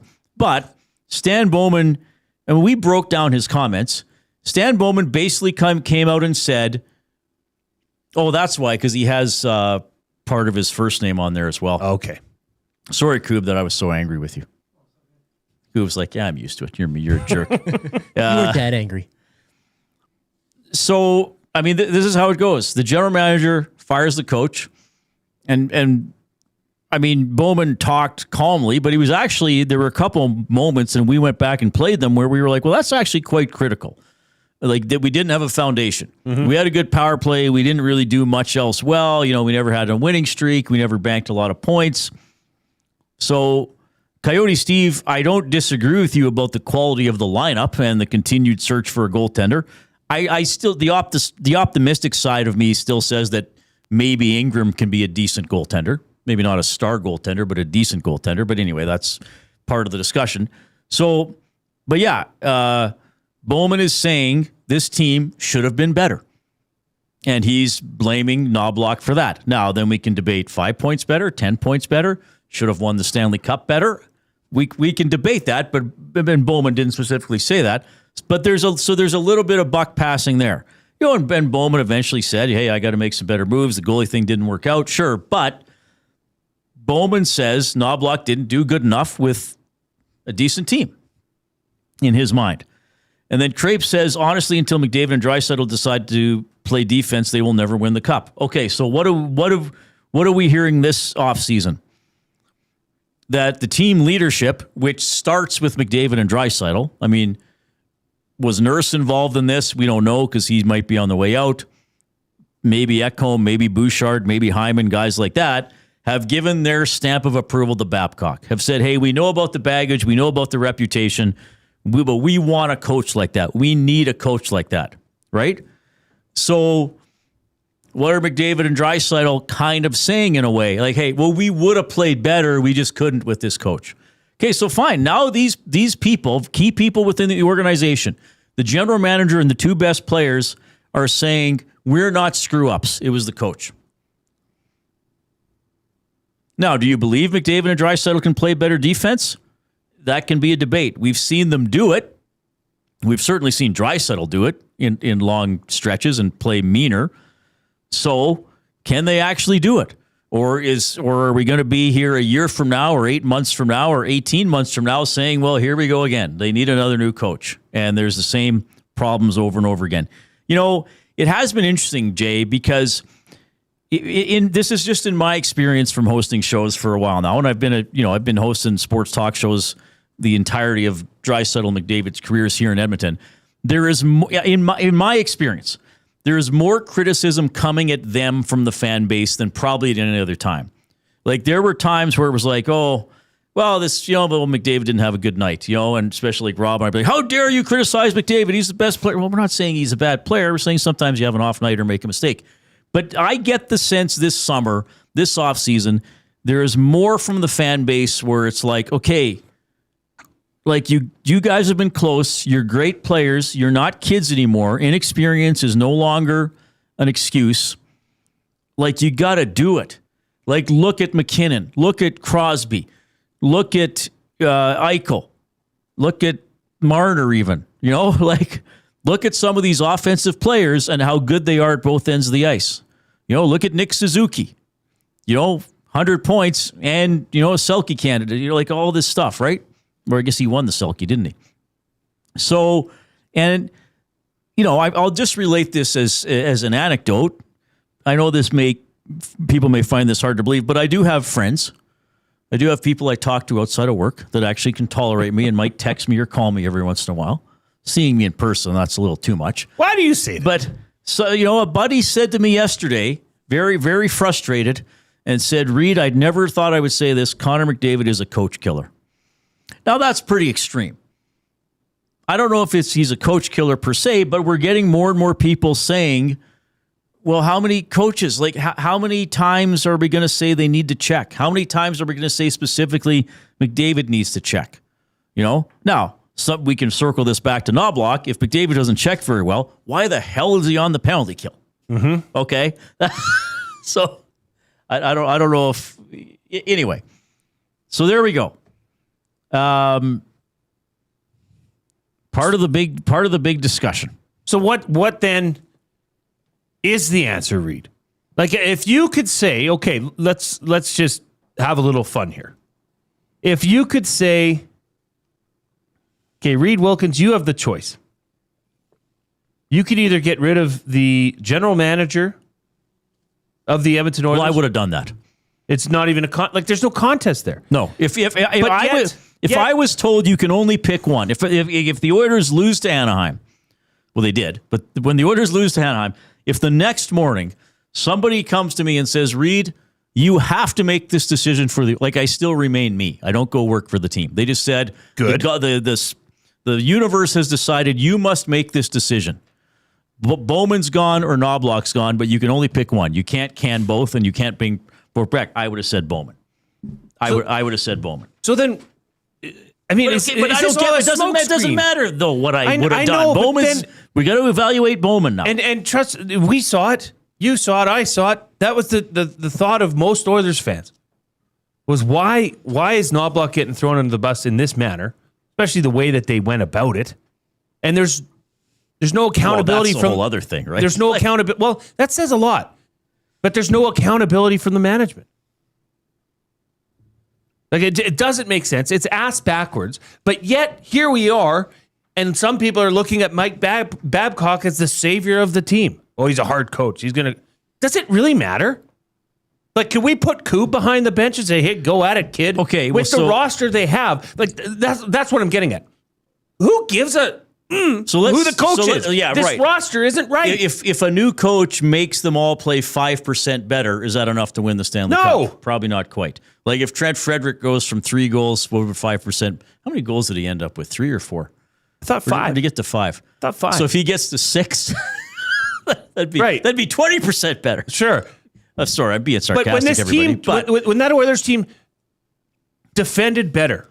Okay, so here's something. Reid, they looked better. Sure. Okay, it's not rocket science. But that's out of is the that norm a choice? for them. Is that like why is that not the norm every night like it is with Carolina? Right? That's when you get buy-in from the players. Do the players do that because of Brindamore?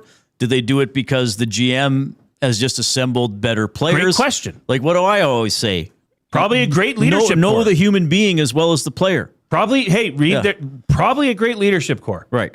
Okay? Or people that will set the example themselves. Iraq tied it. And say, hey, I'm going to lead by example. Team, follow my lead. Okay, look, everybody. Like, we're having an honest discussion. And I know when I say stuff like this, people get mad. I'm not trying to throw anybody under the bus. I'm not trying to run people out of town. But it's a talk show. We talk. And one thing that has been said to me by a couple of people, they've said to me, Reid, when McDavid and Draisaitl say they want a hard-ass coach, do they mean we want a hard-ass coach? Or do they mean, no, we're fine. The other schlubs on our team need a hard-ass coach? Yeah. Who knows? Like, do they want it to apply to them? You know? Or are they just like, we're fine. Like, we go, when we have the puck, we're awesome. Please leave us alone, coach. But can you take these other 18 idiots and make them a team? I don't know. When you have a discussion like you just had and lay out those points about comments that were made by the team, by the management, all kind of saying, well, that was the problem. It was clearly just the head coach's problem. Well, then, okay, if this team goes out and gets a new head coach, then there's no other excuses to be made. Well, I mean, got a hard-ass coach. Like, if it's Christmas and they're like 15, 17, and 5, everybody should be gone. That'd be terrible, but... Reid, TBD, Brock. Yeah, it's a big TBD, isn't it? Okay, Jay's play of the day for Play Alberta. It probably just closed, eh? But recap what it was. Play Alberta, probably of course. Play Alberta, the presenting sponsor of Edmonton Sports Talk. No, it's still up. It's up till 4:45. If you want to get in the back door entry into Jay's play of the day, you can. It's still up. It's Blue Jays -1.5. Dylan Cease 7 or more strikeouts. That's been boosted to +30. It does close in 3 minutes. All right, that was the Oil Understood for GCL Diesel. Buying or selling when we get back for Damon Bunting at the top of the hour, presented by the Edmonton Elks, the Mark Kilam Show. Here's Coop.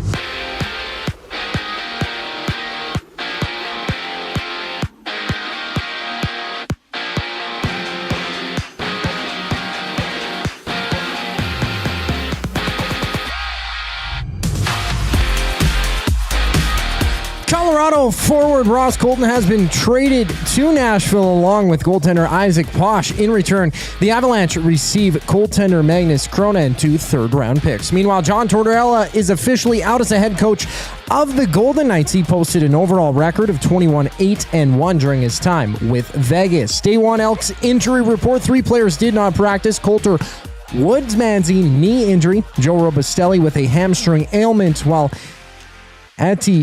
Ativa Moaga Clements sat out with a clavicle issue. The Green and Gold also signed 2 offensive linemen and 25-year-old national John Boss and 6'7" American Joe Cooper. In the World Cup, it's 1-1 between Iraq and Norway in the 41st minute. After that, Algeria challenges Argentina at 7 before Austria and Jordan kick off at 10. In baseball, Toronto Boston open a 3-game set just In a few minutes, Dylan C starts for the Jays, Peyton Tolley for the Red Sox, and out in Wenatchee, it's the Riverhawks taking on the Apple Sox. Tune into the game on any of EST's audio streams. First pitch just after 7:30 tonight. This sports update is brought to you by the Edmonton Elks. They have their home opener against the Alouettes this Saturday, June 20th, and it's going to be a big one. Lock in your tickets now at goelks.com/tickets. Buying or selling Damon Bunting up next here on the Reid Wilkins Show. I'm Zachary Kubish, and you're up to date. The EST Hangout. Which one do you have bigger emotions of? Game 4 comeback or the ultimate clincher? Oh, Game 4 comeback was... Yeah? Yeah, that like when we look back, when you think back on this, it's not the moment, enormous, it's not that, it's that. But you still know it's not done. I didn't cry after Game 4. I wept after Game 5. The EST Hangout, presented by Sentinel Storage. Weekday mornings 9 to 11, only on Edmonton Sports Talk. Your clear choice for Edmonton sports. Goodwill is one shopper, finding something I never knew I needed. A jacket, a deal, one donor, letting go of something so someone else can move forward. One program participant, learning, trying, building skills, building confidence, building a future. One purchase, one donation, one job, one choice. Goodwill is the power of one, the power of one, the power of one, the power of one. Goodwill Industries of Alberta. It all starts with one. Looking for quality building materials and friendly advice? Visit us at Windsor Plywood Leduc, family owned and locally run since 1993. From interior materials for doors, flooring, baseboards, and all the finishing touches to all you need for your outdoor projects like cedar lumber for decks and fences, plus all the plywood you'd need. Our full-time on-staff carpenter can help with anything odd-sized or custom, and from domestic hardwoods to exotic selections, we've got you covered. And if we don't have it, we'll track it down for you. Windsor Plywood Leduc. We're the experts you need to know. When you bet with Play Alberta, you give back to Alberta. That's because it's the only app in the province that puts all revenue directly back into supporting programs and services that Albertans rely on every day. So next time you place a wager on your favorite team, know that you're also making a difference across the province through Alberta's General Revenue Fund. Visit playalberta.ca/EST to learn more. That's playalberta.ca/EST. Must be 18 plus. If you gamble, use your game sense. Kayaks, bikes, camping gear? Make space for summer fun with Sentinel Storage. Spend more time on adventures with your outdoor gear and less time looking for them. Sentinel Storage. Try 4 weeks free. Visit sentinelstorage.ca for details.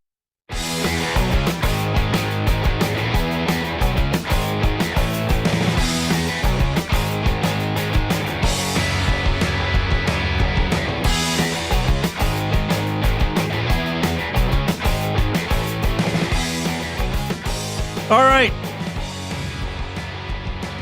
I hope everybody is having a wonderful day. I send you kisses.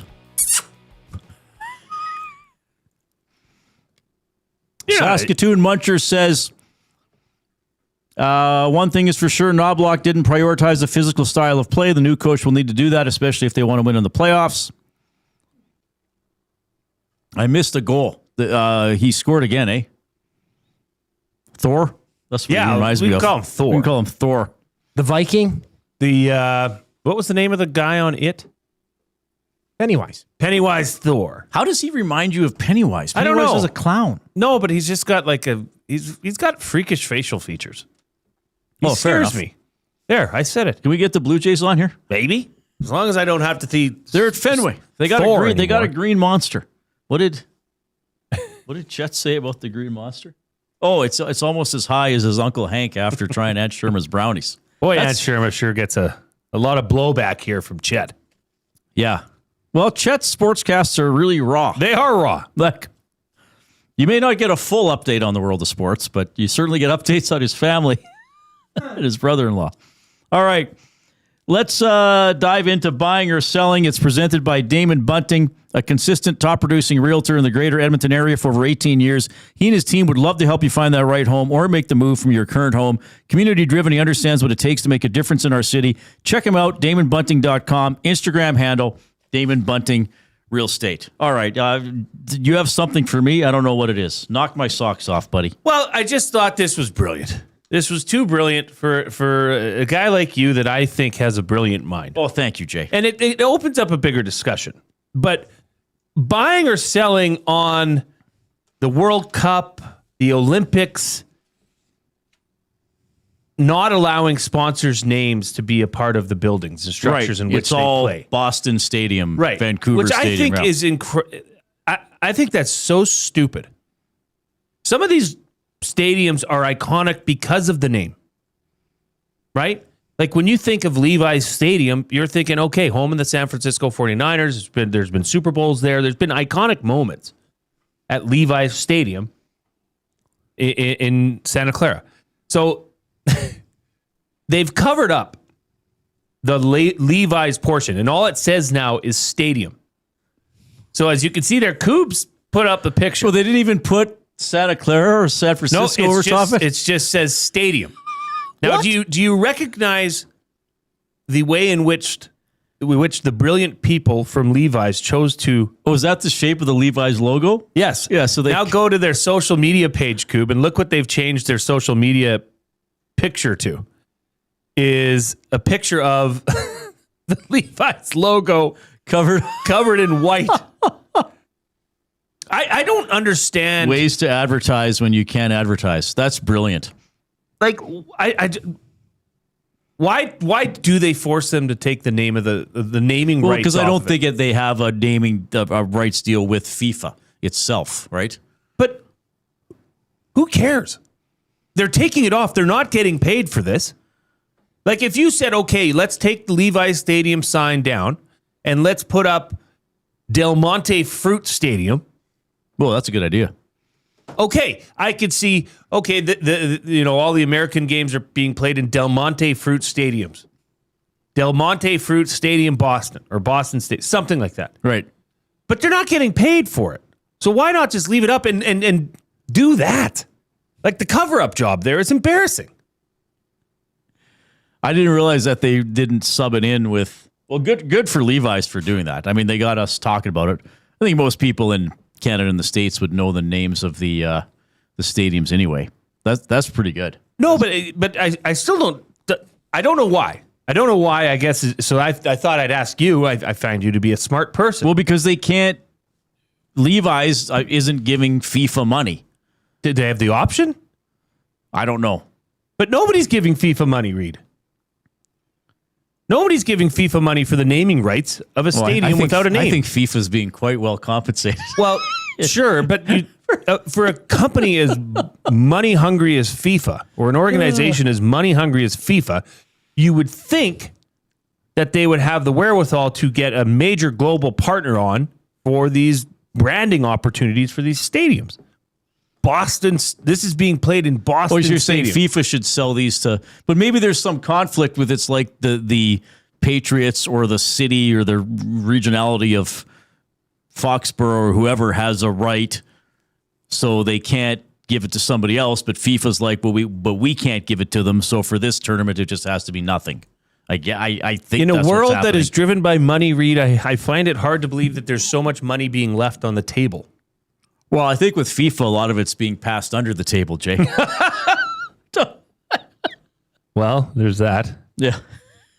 780-218-9999 is the River Cree Resort and Casino inbox. Don't forget about the Tap 25 happy hour, $5.25 drinks, all beers, including bottled, draft, import, domestic, select premium well highballs, and select premium wine served at Tap 25, Center Bar, Onyx, and on the casino floor. Available Sunday to Thursday, 9 a.m. to 7 p.m., rivercreeresort.com. Top of the hour, the Mark Kilam Show, presented by the Edmonton Elks with their head coach, Mark Kilam. In the next, between 5 and 5:30, we'll give away a 4-pack of tickets to the Elks home opener, and that's courtesy Commonwealth Stadium. I have a quick buying or selling for you. Give her. So Tortorella took over late in the season. DeBoer took over late in the season, but the Islanders didn't get in. There's those couple instances with New Jersey changing coaches late in the season. Happened a couple other times in the past in the NHL. Tunisia loses, what, was it 5-1 to Sweden? Yeah, 5-1. Fires their coach. After one game in the World Cup. In the World Cup. Buying or selling. At some point in our lifetime, hopefully that's still many, many years, but at some point in our lifetime, an NHL team will change coaches during the Stanley Cup playoffs. Oh, we're down 2-0 in the series. Let's bring in a new coach. I think that's going to happen someday. Oh, I'll buy that. I think it's going to happen someday.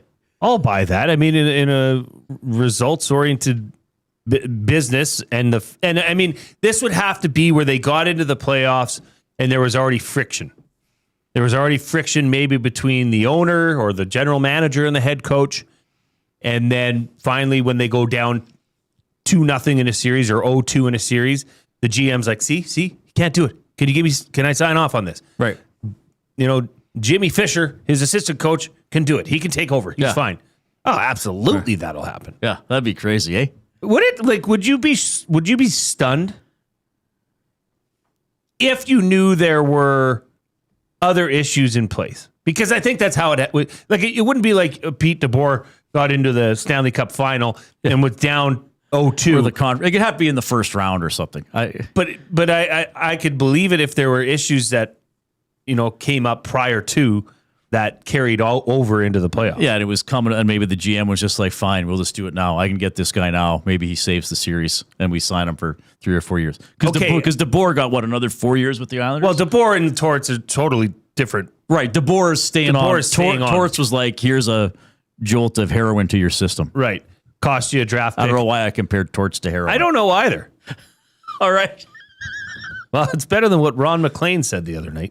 You can email Reid at EdmontonSportsTalk.com, Jay at EdmontonSportsTalk.com. Mark Kilam, the Elks, getting ready for the Alouettes, the Mark Kilam Show when we get back. 2 guys and a goalie. There is no way the Oilers come out on top of a Darnell Nurse trade. Hire it or fire it. Fire it.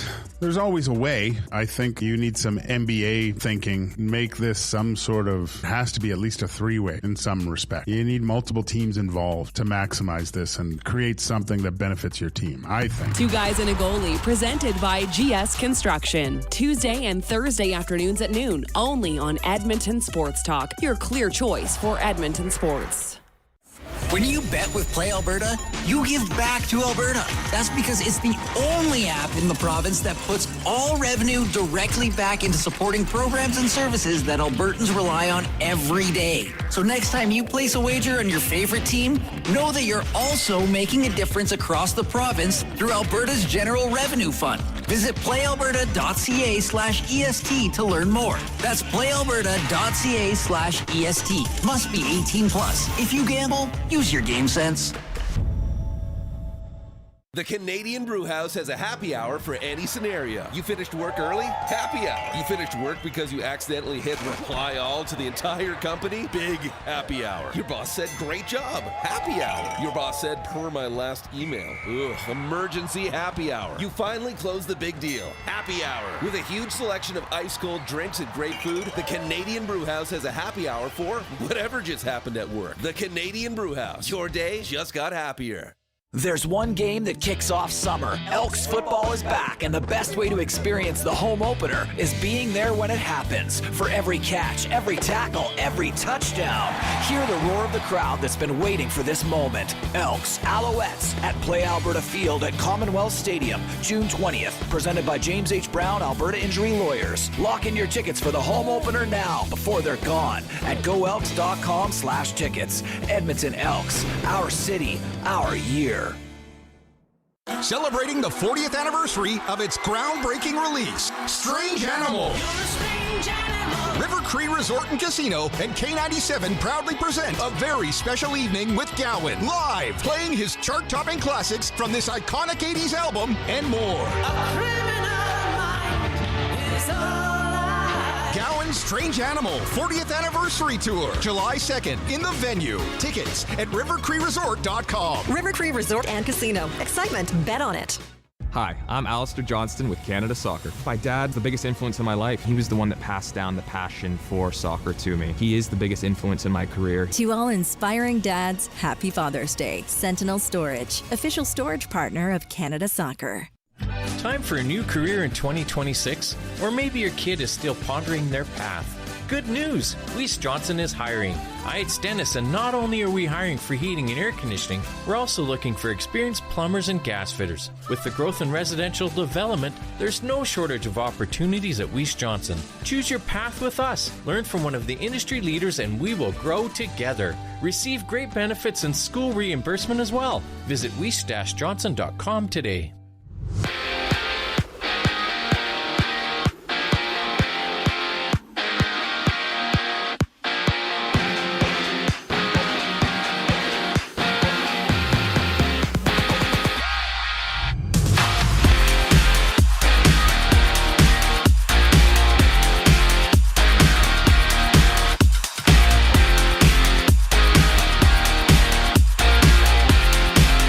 Day 1 Elks injury report. 3 players did not practice. Coulter Woodmansey, knee injury. Joe Robustelli with a hamstring ailment, while Ativa Moaga Clement sat out with a clavicle issue. The Green and Gold also signed 2 offensive linemen and 25-year-old national John Boss and 6'7" American Joe Cooper. In baseball, Toronto-Boston in action, bottom first inning in a runless game. Dylan Cease on the mound for Toronto. 1 out for the Red Sox with a runner on first base. And from Wenatchee, the Riverhawks take on the Apple Sox. Tune into the full game on any of EST's audio streams. First pitch scheduled for just after 7:30. World Cup play, Iraq and Norway in action at halftime. Norway leading 2-1. And after that, Algeria challenges Argentina at 7 before Austria and Jordan kick off at 10. NHL news, Colorado forward Ross Colton has been traded to Nashville along with goaltender Isaac Posh. In return, the Avalanche received goaltender Magnus Krona and 2 third-round picks. I'm Zachary Kubish. That was your sports update. The third and final hour of the Reid Wilkins Show starts right now.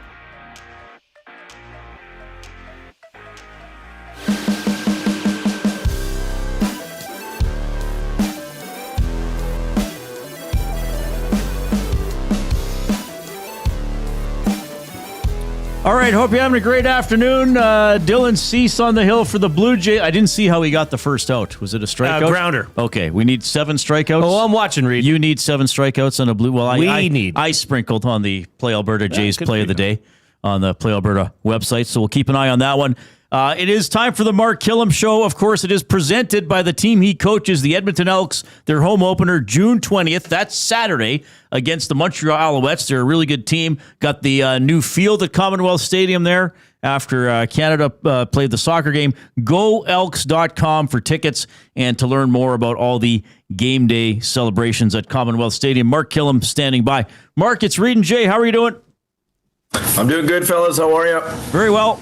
Oh, we're doing great, Mark. Thanks for your time today. Look, I want to start with this. You saw me down there at practice today, feeding a couple of your players, and I got to be honest. You know, I saw you look over. You were asking where it's from. You seem generally intrigued. Now, this is something that we're going to keep running with here. Is to Elks do donairs, something like that. We might go into different foods, but is this something that you'd be interested in participating in at some point? I'm not going to lie, Jay. You know, I was a little bit hungry at the end of practice there. Felt some sadness in my heart when I found out it was from Queen Donair, which is my favorite donair spot. So maybe next time. You know, Mark, I've already got one. Yeah, I've got a request in from Justin Rankin and Javon Leake. They're going to take part in the Elks do donair. But I'll do you a solid. I'll bring you one next time we're there, okay? Thanks, brother. Thank you. Okay. Well, I'm glad you guys have sorted that out. I have to play the heavy and ask the football questions, I guess. No, but Mark, you know, in the real world where some of us operate, it's the first day after break. Oh, I got a case of the Mondays. You know, your players had the bye week. It's a different world. It's a competitive world. What was the energy like today? You know, what did you sense with the guys coming back? Yeah, I thought the energy was good. I felt, you know, it was good to have everyone back in the building. The building felt alive, you know, being around the guys and getting out there and competing. Now, energy was good. Maybe practice, you know, we need to dial it up a little bit more tomorrow, and we are going to do that. It looked at times like we had been off for 7-8 days there, but that's to be expected. But we were working. We're going to ratchet it up a little bit tomorrow, put the shoulder pads on. look, I know all the guys are adults. So they can do what they want on their own time.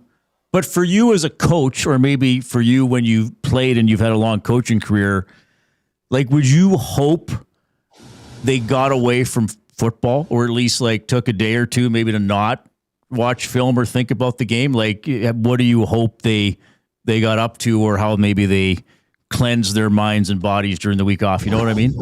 Yeah. I mean, when the last day I saw them, I said, get what you need out of the bye. So, they know their bodies the best. They know what they need. They are professionals. I treat them like men. I expect them to act like men. We were pretty clear about, if you're nicked up, treatment's mandatory.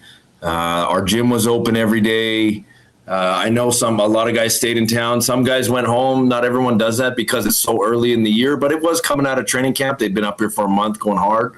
We didn't have anyone late or miss their flights. Everyone was here when they were supposed to be here. But I did get the coaches to reach out to their position groups on Friday and just say, hey, this is last Friday, be a good next couple of days to make sure we're running, make sure we come back on day one and have the win that we need to have. So that's what it was. Mark, Montreal is this week's opponent. And during your bye week last Friday, it was kind of a unique opportunity because they were Friday Night Football taking on the Toronto Argonauts. I'm just wondering, did you and the staff get together and watch that live, take that in, or how did you consume that free offering of tape for the Montreal Alouettes? I watched it on my couch sitting in my house. We didn't get together. I mean, I would hope the guys got together a couple times. I know they got together to golf on one of the days it wasn't raining last week, but sometimes as a head coach, you don't get invited to all that stuff anymore. It does change a little bit, That's like a weird thing that kind of happens sometimes. They don't want to hang out with the boss, but we got a good vibe on our staff. We all get along. But I was at my house watching, and then I was working on last Friday. I worked in the day, and then I watched the game at night, and then obviously Saturday the film's up ready to go when we come in early in the morning. So then it's just back to work. Davis Alexander, quite a story. I mean, he has yet to lose a regular season game. In your mind and in what you've seen of him, what makes Davis Alexander so special? He's a good football player. He is an ultra competitor. So, the dude reminds me of Matt Dunnigan. And this is why. Hear me out. A lot of old school Edmonton fans, I hope, are listening to this. Davis Alexander is extremely competitive. The guy is tough as nails. Will play through. He played on a half a hamstring in the Grey Cup. You know what I mean? Like, the guy is, and Matt Dunnigan did the same thing. This guy can throw the ball anywhere on the field, anywhere, rolling left, can throw it down, will step up and press the pocket and push it and hit guys in stride, throwing dots. I mean, you have to defend the full field. Obviously he's been in that offense for a long time with Jason, even as in a backup role before. So he's got a great understanding of what he wants to do with the football. And then he's got a little bit of, call it whatever you want, confidence, swagger, moxie, whatever you want. He's got a little bit of edge to him. And I think his teammates respond to that. And that's part of the things that make him a good football player. That's quite a comparison. And he's fun to watch. Hopefully not as fun on Saturday when your defense gets after him. Mark Kilam joining us, presented by the Edmonton Elks, the Mark Kilam Show every Tuesday. So the season has had 2 3-game weeks, 6 games total. Mark, I got to tell you, it's been pretty entertaining. I mean, the lowest scoring game in the CFL was your win over Ottawa, and that got to 50 points. And Ottawa still, you guys had control, but they still got within a touchdown there at the end. I'm just wondering, from what you're seeing around the league here early, about some entertaining games, some offensive games, because I feel like I've heard a lot over the years, the offenses need time to catch up to the defenses early. Doesn't appear to be that way. What are you seeing with some of these points scored early in the year? Yep, scoring's at 59 points a game right now, which is the highest it's ever been in in the last 5 years, but I know it's only been 2 weeks, but I'm seeing a lot of good football being played. That's what I'm seeing. I see, a lot of parity in the CFL league wide. I think teams are really close. I think there's a lot of good quarterbacks in the CFL right now as well. And,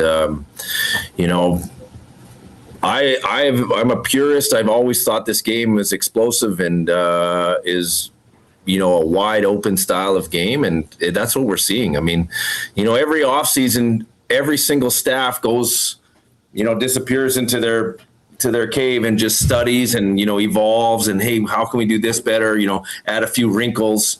And that's what you're seeing unleashed in the first couple of weeks. It's all the things that the teams worked on all offseason on ways to attack certain kind of coverages that they're seeing or certain kind of contours that they're seeing and defensive structure. And that's what's being exposed. And then, it's a cat and mouse game. And then, you hope that defenses will catch up and then they'll have to evolve again. But right now it's, there's some explosive offensive football in the CFL. Mark Kilam joining us here for the Mark Kilam Show, presented by the Edmonton Elks right here on Edmonton Sports Talk. Look, there was an addition. There's 2 new O-linemen that came to the team. And forgive me if I'm if I'm mispronouncing this, but I believe it's John Bose. Yeah, it depends how French of an accent you want to say it with. How do you say it?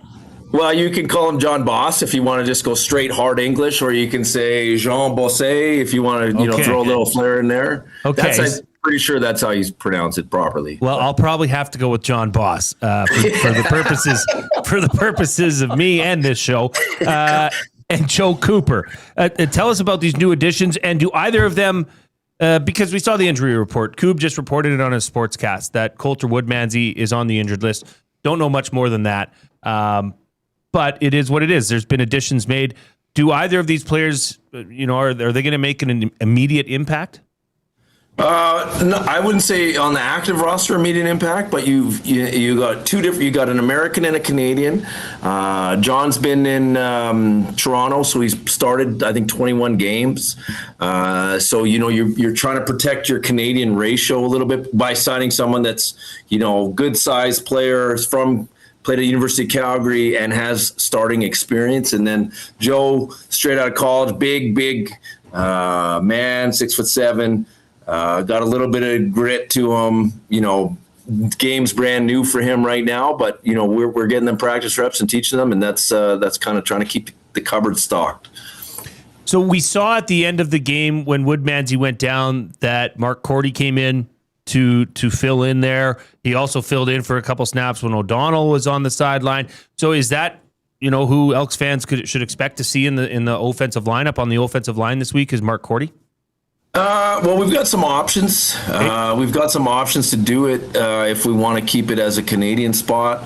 And then we have also options in the racial flexibility to change the ratio there if we want to and play an American at that guard spot. And, I think that speaks to the depth of our football team. I think it speaks to the great job the personnel department's done in giving us options as a coaching staff. But we're going to kind of practice both ways, and then we'll set the roster later in the week. How you've mentioned the ratio discussion a couple times here. Like how much, we were talking about it today on the O-line. If that flips to an American position, well, does that potentially open the door for a local product like Carter Kettle to get on the field? You know what I mean? Like how far in advance, how much discussion and say is there amongst your coaching staff as to how to fill out this roster? Yeah, it's ongoing and it's every day. It's ongoing and every day. And obviously it's been happening since that game because, we were anticipating worst case scenario. That's how our minds work. It's like, okay, what are our options? How can we line up? And all those conversations happened before we even left the building before the bye. So that's kind of, so we can kind of sleep on it and think on it. But it is. And, then you have to decide, okay, if you do make that change that you are speaking about, do you have enough depth to get through the game if something happens at those positions as well? So there's a lot of options, but that's what literally is one of the best parts of the CFL is the ratio. There's so much more strategy that goes into, you don't just, it's not just your best, 12 guys on offense, 12 guys on defense. You have to formulate the ratio in these Canadian Americans, and as an American player coming up here, it's not like if you're an American defensive end, it's not like you're just competing against those defensive ends to get on the roster. You're competing against, maybe you're the extra defensive end, but you might be a designated American that can only play in certain situations, but you're really competing against this extra Canadian fullback who takes that special team spot to get on the active roster. So it's complicated, but in a beautiful way, and I think it's one of the best parts of the CFL, and that's kind of the strategy behind the curtain that goes on everyone's team each and every week. I want to get back to this upcoming game, the home opener at Commonwealth Stadium, 2 p.m., Alouettes. Even after week 2, the Edmonton Elks lead the CFL in turnover ratio at +4. Which I've always deemed as one of the biggest contributing factors to success as a team on a whole. Now, that's great, but you got a pretty strong offense coming in to Commonwealth Stadium on Saturday. I viewed this as kind of my key to the game, is if the Elks can win the turnover battle on Saturday, they're in a much better position to go out and win that game. Because, Montreal is favored. That's just the way it is. But for the Elks to get up there and into this conversation and turn the corner, you're going to have to beat teams like this. So, turnover ratio, how important is that, as you as the head coach here? Single biggest factor in winning football games, turnover ratio. So we have a formula that we talk about in here, and that's definitely one of the pieces. We are +4. We could have been +6 after that game. We dropped 2 easy interceptions. Well, not easy. They're never easy, but we dropped 2, and then we had our hands on a third. So we do feel like it is a massive measurable in winning and losing football games on a weekly basis. Now, that being said, it also meant that we protected the football, and not just focused on takeaways. We protected it on offense. Montreal is a very aggressive defense that prides itself on getting the football out. So it's going to be one of those things, just like you said, that is going to contribute directly to who wins and loses this football game. Yeah. One more for you, Mark. I'll end with kind of a funner one, too. Over the weekend, the Stanley Cup was presented.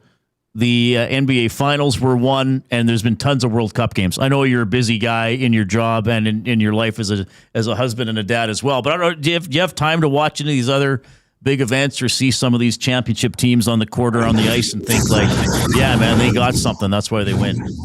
Yeah, I didn't, but I don't know. It's weird if I'm going to give insight to everybody. Sometimes when you live and breathe and live and die sports 24/7, sometimes you need to. When you're away, you try to be away from it. I don't know. That's just insight into my life. Sometimes when I'm at home, I want to be with my fam or go watch my kids' city track meet in the rain, that kind of stuff. That's kind of what I like to do. But I didn't watch any of that. And I'll just say one more thing on it. I have a really hard time. I've had one, I was flipping channels. Maybe one of the soccer games came on and, I don't want to offend everybody that's so big on this World Cup, but, you breathe on someone in soccer and they fall down like it's the end of the world. And I know that that's because it's rewarded, and I understand their strategy involved with it. But Nick Anderson's bone was through the skin in his finger in that game. They pushed it back in, sewed it up, and he came back and led our team with 8 tackles. And that's the world that I live in, and that's the stuff that I'm about. So, yeah, when I saw him walking off the field, I turned away and I thought, I hope they don't show a replay because I can't take that with twisted fingers and stuff like that. Mark, I'm sorry. And Mark, full disclosure, you're not alone in your take on soccer. It is, it's neat to see it. It's the World Cup. It's a spectacle. But if you're not living and breathing the game of football, as they call it, footy, it's hard, man. It's but it just takes away. There's such tremendous athletes and tremendously skilled players. I feel like it just takes away from the game. That's where I'm coming from on that one. Well, Mark, we appreciate having you on, of course. All the best against the Alouettes on Saturday, 2:00. Really looking forward to that game. It's going to be a great showdown. Appreciate your time. Have a great week of practice, and we'll see you next Tuesday at 5. Thanks, guys. See ya. Mark Kilam for the Mark Kilam Show, presented by the Edmonton Elks. Good talking with him. He's been very honest with us, Very positive, clearly, and really good insight into Davis Alexander. Like that was the key. All his answers were good, but if someone were to say to me, Reid, I only got like 2 minutes to go listen to your show, I'd say listen to Mark Kilam talking about Davis Alexander. Sure. And who he compares him to. That was a important piece of information and insight. And for people who remember Matt Dunnigan, okay, well, if that's who you're trying to stop on Saturday, then this is going to be a great test for the Elks. I mean, if they can go out there and get this win, then they already, okay, good. You started 1-0. You beat Ottawa. What can you do against this team? Well, yeah, and we've talked to it. I alluded to it with Mark. I mean, these are the games when you're in the process of coming out of the bottom and you're trying to get to the top. These are games you're going to have to win at some point. And I've said it, I'll say it again. I feel like this team, there's obviously it's a team sport, okay? But this defense, I feel is special. I feel they can do special things. And they've got the best player in the CFL in Justin Rankin. At least one of the best ball carriers / receivers in the CFL in Justin Rankin. If the defense plays up to their potential, I think they have the chance and the opportunity to shock the CFL and go to 2-0 on Saturday night. Well, here's the thing I'll tell you. Davis Alexander will lose a regular season game eventually. Sure. So why not Saturday? Reid, I think Dusty was talking about it on the morning show this morning. I'm a runner, hey, so I was out for a run. Oh, nice. Good. Not sure if you knew that. Good for you. But I was listening to it, and he said something very interesting. And look, Dustin's as dialed in to the CFL as anybody. Yeah. I mean, it's his second job, for goodness sake, right? He said that Davis Alexander takes risks and takes chances. They are a high risk, high reward. Well, that's how Dunnigan played too. Sometimes Dunnigan just chucked it, right? Right. And if you're a high risk, high reward style offense, I think that plays into the Elks, who have a good secondary. They are a high risk, high reward secondary. And Ottawa, that rain, that was tough to really get a beat on all facets of the game because it was like pouring buckets. Right. Now, I'm not going to say that's not going to happen, and by all chances, it might happen this Saturday. But in better situations and better footing, I think the Elks can go up against anybody in the CFL. But Davis Alexander, as Mark Kilam just alluded to, is a bit of a different animal. I mean, he's got the moxie, he's got the arm talent, and he's not afraid to tell you about either of them. Or both of them. Yeah. Right? So we had him on when you were away before Christmas. Yeah. And Justin Lawrence citing I for listened you. to the interview. Yeah, Great interview. Yeah. Like, he's a likable guy. Yeah. Just not on Saturday. Right. No, exactly. Well, Jason Moss, I always wish him the best, except Saturday. Except Saturday. All right. 780-218-9999 is how you can reach us. It's the River Cree Resort and Casino inbox, and it's the method of communication you must use to answer our trivia question. And we are giving away 4 tickets, courtesy of Commonwealth Stadium, to the Elks home opener on Saturday. Okay? Wow. Now, this trivia answer will require 2 names, and you also have to specify what name goes with which year. Okay? You can't just send in the names. You got to say who was when. Okay. So the question is, and again, text your answers to the River Cree Resort and Casino inbox, 780-218-9999. Are we doing first answer or first 5 or 6 and then a draw? Maybe we should do the draw. Yeah, we'll do the draw. Because there is a bit of a delay on some platforms. Well, by the way, if you're on YouTube, give us a thumbs up. Let's get it going. We need 24 thumbs to get to 100. Let's get in there. I think a lot of people like the Kilam interview. Some people are approving of what he said about soccer, which is my biggest complaint. Yeah. I'm sorry. We will get to the trivia question. Something else popped into my head, so I got to chase it like a squirrel. Yep. That Iran-New Zealand game, like we talked about it earlier, great game. But I thought the Iranian team might have been the worst for embellishment that I've seen in the tournament. Now, I've not seen every second of every game, but there was one time the Iran player slid at the New Zealand player and committed the foul, and he was rolling around on the ground. Right. Yeah. It's like, I jammed my ankle hitting this other guy's ankle. Well, and Reid, I will say, like, we were watching the France-Senegal game earlier, and Mbappe was in the penalty box, and he was, he tackled, or the defender made a tackle and made a play on the ball, they went to the VAR. Yeah. And I thought when the referee came back, I'm like, they're going to award a penalty shot because it was so bang bang. Yeah. He clipped him a bit, but I thought that was interesting. Okay, good on you. You have a little bit of you have some balls to say, no, that really wasn't. That didn't define the play. Yeah. In fact, he kicked it out of bounds. Mbappe did. Yeah, and he's jumping, so it's like right. a little bit out of control.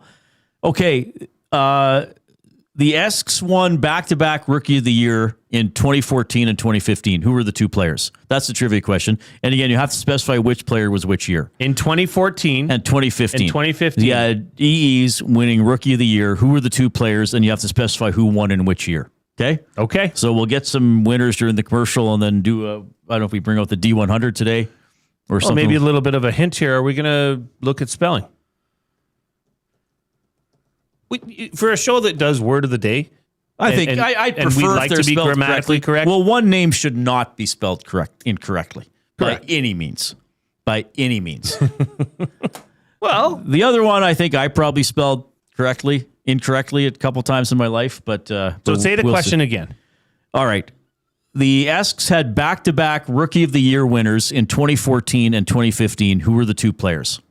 And you have to specify who won in which year. Got it. Okay.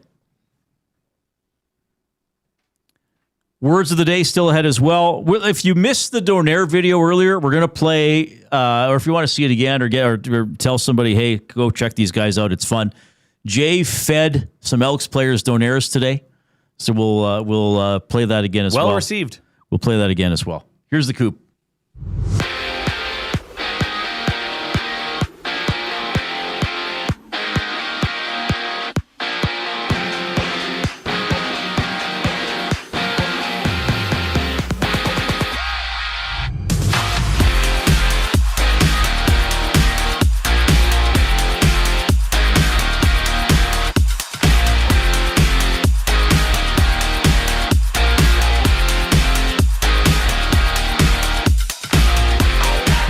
Elks injury report. 3 players did not practice. Coulter Woodmansey, knee injury. Joe Robustelli with a hamstring ailment, while it's Eva Mowaga Clement sat out with a clavicle issue. And the Green and Gold inked 2 offensive linemen to contracts. 25-year-old national John Boss and 6'7" American Joe Cooper to the majors. Bottom second inning. Toronto and Boston in action. Runless game. Dylan Cease on the hill for Toronto. 2 outs for Boston. Runner on second base. West Coast League action. Riverhawks take on the Apple Sox. Tune into the full game on any of ESC's audio streams. First pitch just after 7:30. In the World Cup, Norway and Iraq in action. Norway up 2-1 in the 63rd minute of play. Later on, 7 o'clock, kickoff. Algeria challenges Argentina, and at 10, it's Austria battling Jordan. NHL news, Colorado forward Ross Colton has been traded to Nashville along with goaltender Isaac Bosch. In return, the Avalanche receive goaltender Magnus Krona and 2 third-round picks. This sports update is brought to you by Paramount Flooring. Edmonton is expecting some changes this offseason, and I'm talking about your flooring. Paramount Flooring brings over 30 years of trusted service and expert installation. No permission is needed to speak with them. Visit their showroom, open 7 days a week, or online at ParamountFlooring.ca. Reid Wilkins, J. Milne, roll on with the show. Following the break comes Akra Kubish, keeping you in the loop. One shopper. Finding something I never knew I needed. A jacket. A deal. One donor. Letting go of something so someone else can move forward. One program participant. Learning. Trying. Building skills. Building confidence. Building a future. One purchase. One donation. One job. One choice. Goodwill is The power of one. The power of one. The power of one. The power of one. Goodwill Industries of Alberta. It all starts with one. The Oil Stream. Darnell Nurse, I could see in the most Oilers fashion. I would almost guarantee this. I think he will get traded at some point. I think the writing's on the wall, and I think he's starting to see that. I think he's a smart man, but I could just see wherever he goes, he would just flourish. He would just be so good. Like the pressure's gone, clean slate. I think he could have a career year.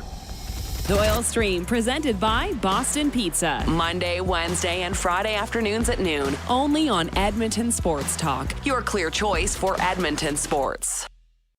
When you bet with Play Alberta, you give back to Alberta. That's because it's the only app in the province that puts all revenue directly back into supporting programs and services that Albertans rely on every day. So next time you place a wager on your favorite team, know that you're also making a difference across the province through Alberta's General Revenue Fund. Visit playalberta.ca/EST to learn more. That's playalberta.ca/EST. Must be 18 plus. If you gamble, use your game sense. It's the weekend. The sun is out, and everyone, yes, even the kids, are bored.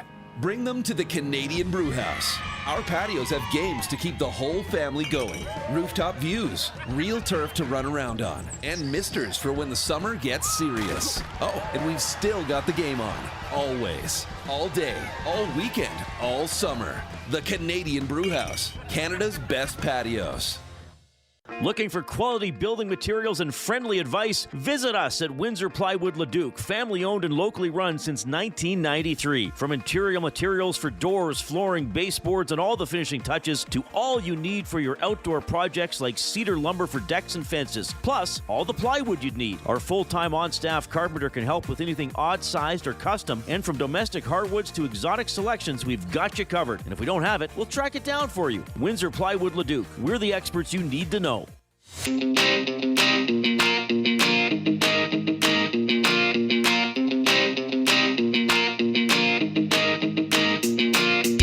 Okay, Jimenez hits one off the green monster and tries to stretch it into a double.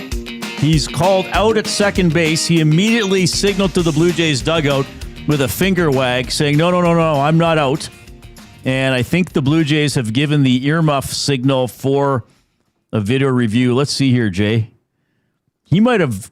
did he twist that left leg around the tag? He's safe. Yeah, he's safe. The throw beat him, but he slid away from the tag and kind of moved his hips and his left leg back.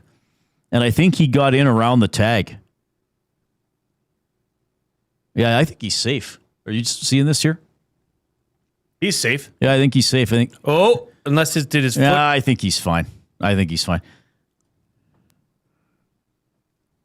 If they call him out because of that little bounce off the, I don't know if he was fully off the bag. I don't know if the tagger was maintained contact the whole time. And plus the guy, I don't know the fielder's name. His glove kind of goes underneath his leg, but at one point his glove's not touching his leg, just his wrist is. So anyway, no score on the top of the third. This will be interesting because I think the review shows that he is safe. I think he got his left foot in there. He knew it right away. That's a great slide because he should be.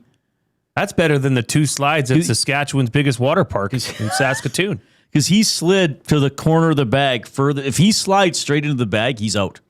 But he slid as far from the slide as he could. He's safe, as he should be. All right. So the Blue Jays win the challenge. So Jimenez on second base. We are in the Canadian Brewhouse studio. Why wait for a good time? Start it early at the Canadian Brewhouse. Happy hour runs Monday to Saturday, 2 to 6 p.m. Deals starting at $3.99. Your couch can't compete with the Canadian Brewhouse. The trivia question to win a 4-pack of tickets, courtesy Commonwealth Stadium, to the Elks home opener Saturday, 2 p.m. against the Montreal Alouettes. Do we have any people in the draw? Oh, yeah. Okay. We do. Are we going to do the big die or what? I've got them all here. You got them randomized? You got them in a spinner? Okay. So the Elks, at the time, won back-to-back Rookie of the Year awards in 2014 and 2015. Who were the two players to win the awards?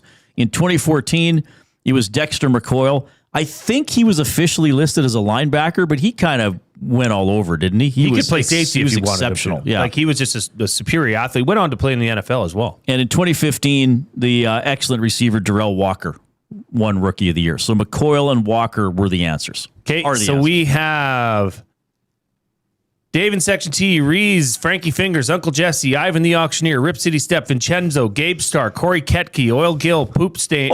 Yeah. So all of you are in the spinning wheel. I'm going to spin it right now. Okay. Here we go. Yep. Ivan the Auctioneer. Oh, wow. Congratulations. Okay. Ivan the Auctioneer, you have won. We should have, if I would have known he was going to win, I would have been like, and the wheel's spinning. Here we go. It's on the 8. It's on the 9. It's on another name now. Well, maybe you could come and join us at an event and auction you off. Wouldn't that be cool? To the aliens. We should have an EST auction. Find a charity and say when we're at some sort of one of the bashes we host, and just do it all. Like go to a library with Reid Wilkins. Come shovel horse poop with glue guy. Right? I mean, be creative. Yeah, I think your marketing poll needs a little work there. It's a good idea. Okay, I need to. Like if you were working for Levi's, be like, what if we put whiteout over it? Be like, okay, stay in the back of the room, please. Yeah. Okay, Jay, thanks for coming out, buddy. Okay, so Ivan the auctioneer. Yeah, he won the 4 tickets to the Elks home opener this Saturday, July 20th, 2 p.m. at Commonwealth Stadium. Those tickets are courtesy of our good partner over at Commonwealth Stadium, Reid. And what's cool is I think we have 2 more tickets to give away tomorrow. Oh, we do. But I think those, you win them tomorrow, you get them on Friday, right? But these, Ivan can, I don't know when he's getting them, but that's cool. I'm going to send this information off. Ivan, I'm emailing or texting you back right now. I'm going to send this information off to our friends over at Commonwealth. They will transfer you those tickets. All right. So Dexter McCoyle, Darrell Walker, the Elks players to win Rookie of the Year in 2014, 2015, respectively. And Ooh, of course, I just saw lightning. And of course, since then, who's the Elks player to win Rookie of the Year? Oh, 2024. Why am I blanking on this? Nick Anderson? Nick Anderson. Yes, Nick Anderson. Who else has won it? Okay, so before McCoyle in 2014, you have to go back to... Oh, wow. You have to go back to Shalon Baker in 95. Oh, wow. And before that, you have to go back to a young man by the name of Brian Kelly in 1979. Yeah. Pretty good. 780-218-9999. River Cree Resort and Casino inbox. Portions of this hour presented by Lamley's, built for the job, made with quality craftsmanship and designed for job protection with cowboy-worthy durability. Lamley's workwear combines safety with all-day comfort, featuring brands like Ariat Work and Wrangler Rigs, designed to withstand tough conditions and deliver performance across every job site. Visit lamleys.com/work to see how Lamley's can make your workday better. LAMMLES. Okay. I just saw lightning out there. Lightning. What did I say? No, you said lightning. Lightning. I'm being a goof. You're okay. How do you say it's not, I say lightning. As we should. It's not lightning. Well, my but it is Lloyd Minster. It's Lloyd Minster, not Lloyd Minister. Not Lloyd Minister. Let's just do a quick 5 minutes of improperly pronounced words. Huh? How about it? Like, why don't more people say Wednesday? Thrusday. Well, it'd be Thursday, but I always thought it was Thrusday. That's just that's just silly. I was a silly 10-year-old. Okay, that's fair. My weather app, which I assume is the same for everybody else's weather app. I hope. Oh, who knows? Individualize your weather app. Personalize it. Mine says 100% chance of showers until 11 a.m. tomorrow. 0% chance of sunlight then? And then 60% chance of showers from noon tomorrow until 6 p.m., 5 p.m. tomorrow. It only goes 24 hours ahead of time. So it's going to continue raining. And yeah, then the 7-day forecast, sunny on Friday. Every other day has cloud and or rain until Monday. I hope it's not pouring for the Elks game. I hope so too. For your sake. Oh, did we get a run in? I think Straw. No, what happened? Did Straw drive in Jimenez? Well, no, we don't. The Blue Jays were high-fiving like, oh, did he sacrificed. We sacrificed Jimenez over to third. Okay. So 1 out. I was like, why are they all excited? Straw, the sacrificial Nothing lamb. like a sacrificing. It's like the blocked shot of hockey. Hey. Sack fly. Well, I guess it's not. He must have bunted. Or did he hit a grounder? Sack bunt. The word sacrifice is probably a little much for baseball. I mean, come on. It's a little too serious. A little too biblical. Yeah, let's just slow the roll here. Just stick with sack. How about a sack? Hey, Jason Milne, is that a sack bunt in your pocket, or are you just happy to see me? Yes. Thumbs up or slow today, everybody. Let's go. If you're on YouTube, you haven't given us a thumbs up, do so in the next half hour or next 20 minutes, I guess. We still need 19 thumbs. My goodness. All right. Let's play the video again, Coop. So this was earlier today. Jason Milne in and around Elks practice.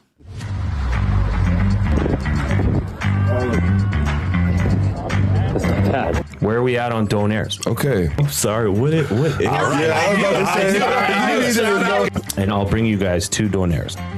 Okay. What's up, nasties? Blue Guy here, coming to you live from Queen Donair. You can see it there. Why am I at Queen Donair? Well, last week on the Hangout, we had Elks O lineman Jordan Murray. We had Elks D lineman Malik Carney. They expressed that they had never had a donair. So we got our donairs, and we'll take this to the big boys down at, they're at Clark Stadium today. Got some donairs for you, big boy. Elks offensive tackle Jordan Murray. This is a first donair for you, Jordan? Yes, first one. First donair, okay. First donair. How you feeling about it? Like, where are we at right now? Honestly, I'm starving. Good timing. It smells good. One bite, just give like a, or how about, you can finish the damn thing. It doesn't matter. All right, let's go. We'll go through 0 to 10.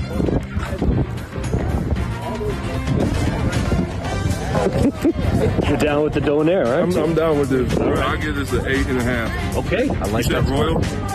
Queen. Queen, shout out to Queen Donair. This was amazing. All right, Malik Carney, Elks D lineman, in the house. This is the donair. First donair, right? First donair. Give it a bite. We're scoring it through 0 to 10. First bite. Everybody know the rules.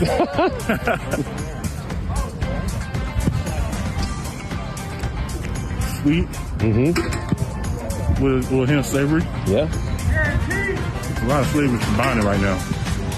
I'm going to go 6.5. Oh, okay. All right. All right, that was fun. Back here at ESTHQ, and I had a lot of players asking me, when can I get my donair? Even head coach Mark Kilam wants to get in on the action, so I think we might have something here. We can call it Elks on donairs. I don't know. We'll see. But next up, Justin Rankin, Javon Leake. They've put in their orders. See you next time. All right, that's great. Really good. Fun. I love doing stuff like this. Yeah. Love interacting with and bringing the personality out in the players. It's really fun. Well, and you get, look, most of the Oilers are, there's a significant number of Canadians, right? And plus there's a significant number of players who, because they play winter sports and they've been around coffee, like they've been around Tim's. Yeah. You get a lot of American football players coming up from Texas, the Southeast. Not all of them, but they're like, okay, I don't have Tim's. But didn't Austin Mack say the Tim's in the States sucked where he lived? Yeah, he did. Yeah. And then you get them. So it's like, they haven't had a donair. They're more like, it's not a different culture, but if it's a little bit more of this is different as opposed to maybe some of the Oilers players, right? So you can get little fun videos like that. That was pretty good. Yeah, I'm excited to bring that to Justin Rankin and Javon Leake. Look who is leading phase 1 of the AL All-Star voting at second base. My guy. Ernie Clement. My guy. What was he, about 900,000 votes? How many of those were yours? I cannot confirm or deny I have or have not voted. How about that? Here's a vote for Ernie Clement from a J. Milne. Okay. Oh, we got a vote from a Jason M. Got a vote from a JM. Interesting. Jason Glue. All right, so the Blue Jays up 1-0 now in the bottom of the third. Springer had a sacrifice fly. Now Cease has 3 strikeouts through 2 innings. So we need the Blue Jays to win, and Cease needs 7 strikeouts. Right? So he's on pace for your play of the day to cash. What's he at? Sorry, He's at 3 strikeouts. He's at 3. It's on pace. Yeah, they need another run. It was -1.5. Well, they got to win by 2 or more runs. Okay. Now, what does this mean? I don't know. See, Reid, sometimes you talk to certain people that are saying things to you in the chat or in messaging. I don't know if Shawn, if he does, I don't understand this message that he just sent. Let's figure it out. He said, the rain is good for the farmers, in quotations. And he said, well, Jay, is it? What does the idiom even mean? Oh, he's talking about. Yeah, he's talking about like how Okay. when it's raining, people will be like, well, at least it's good for the farmers. Like, Right. well, my wedding's ruined.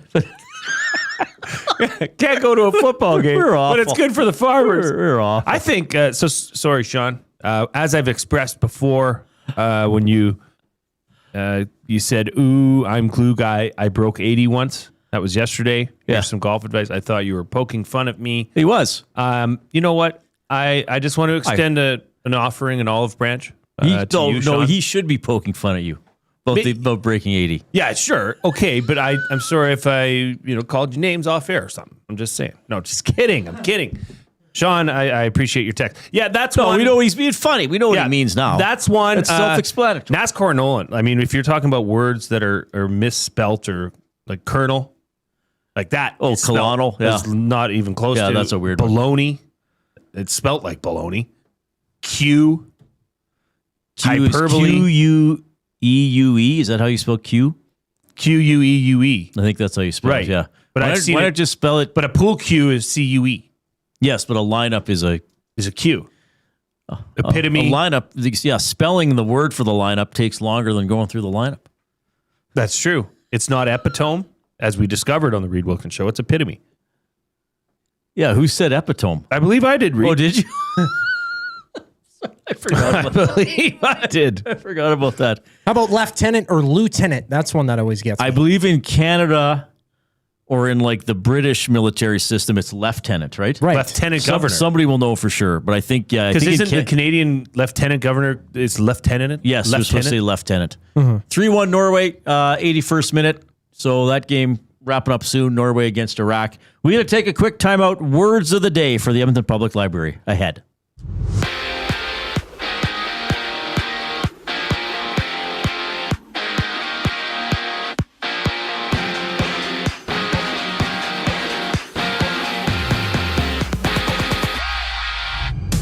The Jays are in action. Game 1 of 3 against the Red Sox. Bottom third inning. Toronto up 1-0. Dylan Cease on the mound. No outs for Boston. A runner on second base. In West Coast League action, Riverhawks take on the Apple Sox. Tune into the game on any of EST's audio streams. First pitch scheduled for 7:35 for the Elks. Day 1 injury report. 3 players did not practice. Coulter Woodmansey, knee injury. Joe Robertstelli with a hamstring ailment, while Ativa Moaga Clement sat out with a clavicle issue. And the Green and Gold also signed 2 offensive linemen, 25-year-old national John Boss and 6'7" American Joe Cooper. In the World Cup, Iraq and Norway in action, 82nd minute. Norway up by 2, score of 3-1 at 7 o'clock. We see Argentina and Algeria match up, while at 10, Jordan kicks off against Austria. NHL news. Colorado forward Ross Colton has been traded to Nashville along with goaltender Isaac Bosch. In return, the Avalanche received goaltender Magnus Krona and 2 third-round picks. The Edmonton Public Library presents Words of the Day up next here on the Reid Wilkins Show. I'm Zachary Kubish, keeping you up to date. EST Afternoons. Oh, CBC. Yeah, no, I just did the jingle. How did it go? Tonight's broadcast. And then it would start. Yeah. I don't care, man. I'm going to miss that. End of an era, man. I find as I'm aging rapidly here that my nostalgia for certain things, it's true what they say when you get older. You don't like change. EST Afternoons, weekday afternoons 1 to 3, only on Edmonton Sports Talk. Your clear choice for Edmonton sports. At Firehouse Subs, our subs are freshly toasted, stacked high, and crafted to satisfy. Each sub is piled high with premium meats, melty cheese, and toasted to perfection. Firehouse Subs brings bold flavor to every bite, all served on a freshly toasted roll. But we're not just feeding Edmonton, we're fueling it. Dig into the brisket hat trick, piled with slow-smoked brisket and melty cheese. Or go to the Firehouse Subs fan favorite, the Hook and Ladder. Made to order with smoked turkey, honey ham, and Monterey Jack cheese on a perfectly toasted roll. With 15 Firehouse Sub locations across Edmonton and the greater area, it's easy to grab a hot and hearty sub close to home. Firehouse Subs. Hot, hearty, made to satisfy. Celebrating the 40th anniversary of its groundbreaking release, Strange Animal. River Cree Resort and Casino and K97 proudly present a very special evening with Gowan, live playing his chart-topping classics from this iconic 80s album and more. Gowan's Strange Animal 40th Anniversary Tour, July 2nd in the venue. Tickets at rivercreeresort.com. River Cree Resort and Casino. Excitement. Bet on it. Hi there. If you're like me, you like to picture yourself in luxury, even though there's absolutely no way you could afford it. And if you can, well, even better. Thankfully, I picture myself in something that is luxury, but still absolutely affordable, like the all-new Mazda CX-90 from Park Mazda. With the new luxury features like facial recognition settings and quilted detail Napa leather seating, I can pretend to be comfortable with all of my proper settings activated without even touching the button, thanks to Mitch Lewicki and the great staff at Park Mazda. I like to picture Mitch Lewicki as a ninja fighting off evil samurai. Park Mazda, your dealer for life in Sherwood Park off Y Road, parkmazda.ca. Your brand deserves more than just a whisper, it deserves a buzz. At the Hive Product Marketing, they specialize in promotional products that bring the buzz. From eye-catching giveaways to unforgettable keepsakes, they got the perfect products to make your brand stand out and get noticed. Visit the Hive Product Marketing and let them create the buzz your business deserves. The Hive Product Marketing, the official merch partner of Edmonton Sports Talk. Visit them online at thehiveproductmarketing.com. Looking for a winning strategy for your retirement? Contact me, Joaquin Gage at K4 Financial, where expertise meets dedication. I will always look for a careful approach to your retirement, ensuring your financial future is secure. From tailored strategies to clear, actionable advice, I'm here to guide you every step of the way. Don't leave your future to chance. Get in touch with me, Joaquin Gage, today at k4financial.ca or email joaquin.gage@k4financial.ca to start planning for a brighter future and a more secure retirement.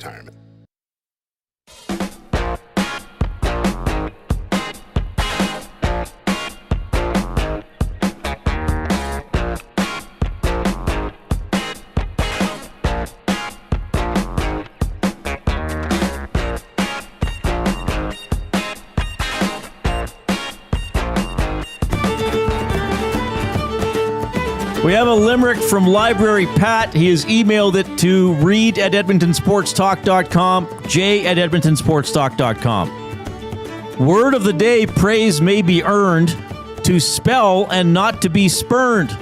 Jay hopes he will fail, but Reid will prevail because he knows it's pronounced learn. Very well done. Oh, Papa Homer. That is a good one. Are you going to be able to practice tonight? This is just, it's been a tough year for trying to work around practices because if there's lightning at all in the area, you're supposed to say no. Right. I'm looking outside. It looks blacker than I've seen in a long time. This is and it's going towards downtown. Rolling in hardcore tonight.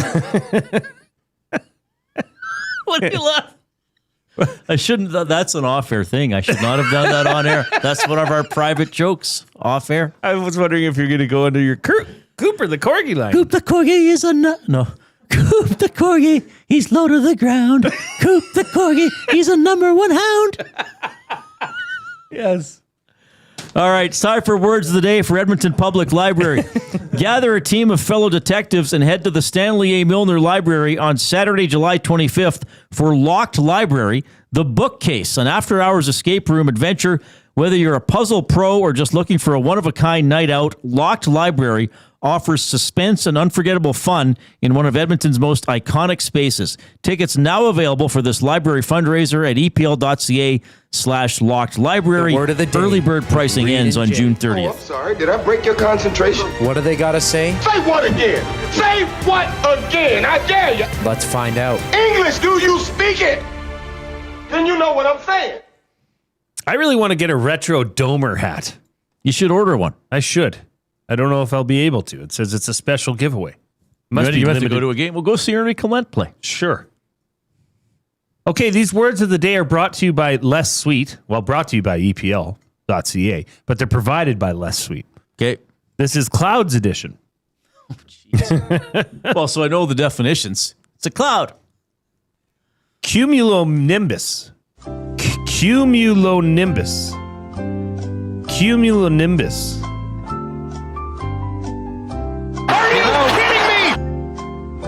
Oh, that looks wrong. Cumulonimbus. Cumulonimbus. Cumulonimbus. Cumulonimbus.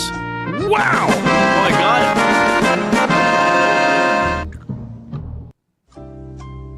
So it's a type of cloud. It is a type of cloud. Do you know I have to what say type? the specific kind? Well, let's just say it's a fluffy white cloud. Well, let's just say there might be some of them right out the window right now. It's a thunder cloud. It's a storm cloud. It's a storm cloud. Sure. Okay. Okay. 2 for 2, not bad. What? Nacreous cloud. Nacreous. Nacreous.